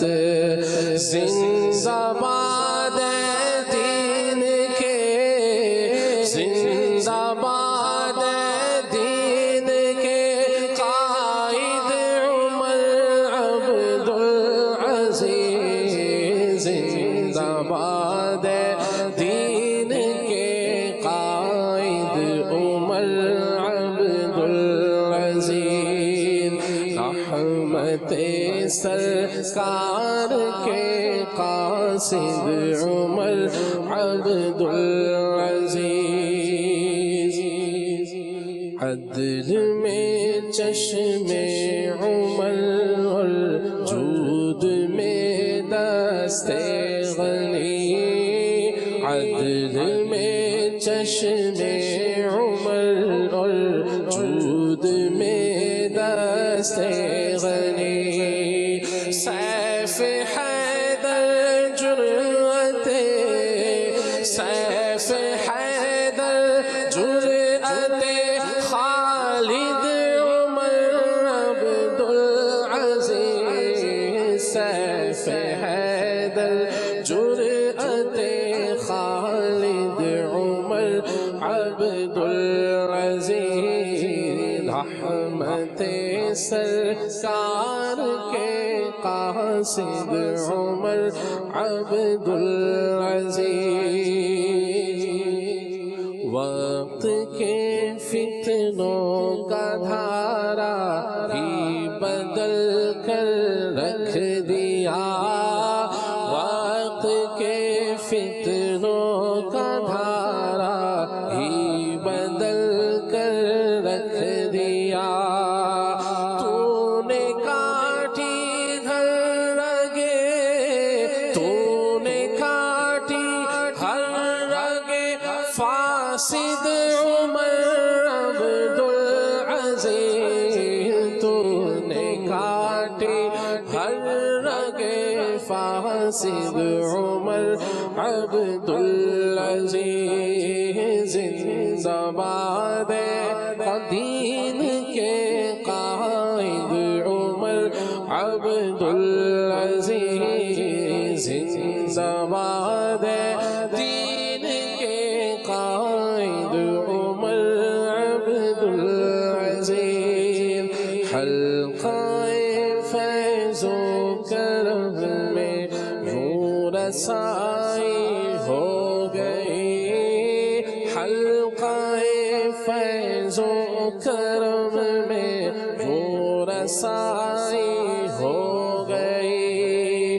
ہے فریدی بھی تیرا، ہے فریدی بھی تیرا حامد عمر عبدالعزیز.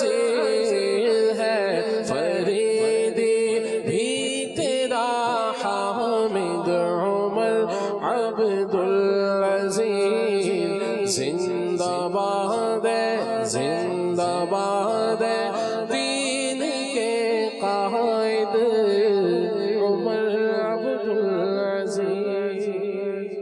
واہ واہ واہ واہ، بڑا پیارا کلام آپ نے منقبت میں پڑھ کے سنایا ہے. خلیل بھائی اللہ آپ کو برکت دے، اور حضرت عمر بن عبدالعزیز کا صدقہ اللہ ہم سب کو نصیب فرمائے. اللہ تعالی ہمیں سادگی بھی عطا فرمائے، عاجزی بھی عطا فرمائے، اور جو آپ کو اللہ نے خوف خدا نصیب فرمایا تھا اللہ ہمیں اس میں سے بھی حصہ عطا فرمائے، اور ان ساری اچھی باتوں کو اپنانے کے لیے اللہ کریم ہمیں دعوت اسلامی کے دینی ماحول سے وابستہ رہنے کی سعادت نصیب فرمائے. آمین. سبحانک اللہم وبحمدک اشہد ان لا الہ الا انت استغفرک واتوب الیک. استاد اسلام. یا نبی سلام علیکہ، یا رسول سلام علیکہ، یا حبیب سلام علیکہ، صلوات اللہ علیکہ. تیری عرش پر حکومت، تیری فرش پر حکومت، تو شاہ زمانہ مدنی مدینے والے. یا حبیبی یا رسول اللہ، یا نبی سلام علیکہ، یا رسول سلام علیکہ، یا حبیب سلام علیکہ، صلوات اللہ علیکہ. میری عادتیں ہو بہتر، بنو سنتوں کا پیکر، مجھے متقی بنانا مدنی مدینے والے. یا حبیبی یا رسول اللہ، یا نبی سلام علیکہ، یا رسول سلام علیکہ، یا حبیب سلام علیکہ، صلوات اللہ علیکہ. نیا دن ہے صبح ہو پھر آئی ہے دیکھو، لبوں پر ہے ذکر خدا ذکر آقا، کھلے آنکھ صلی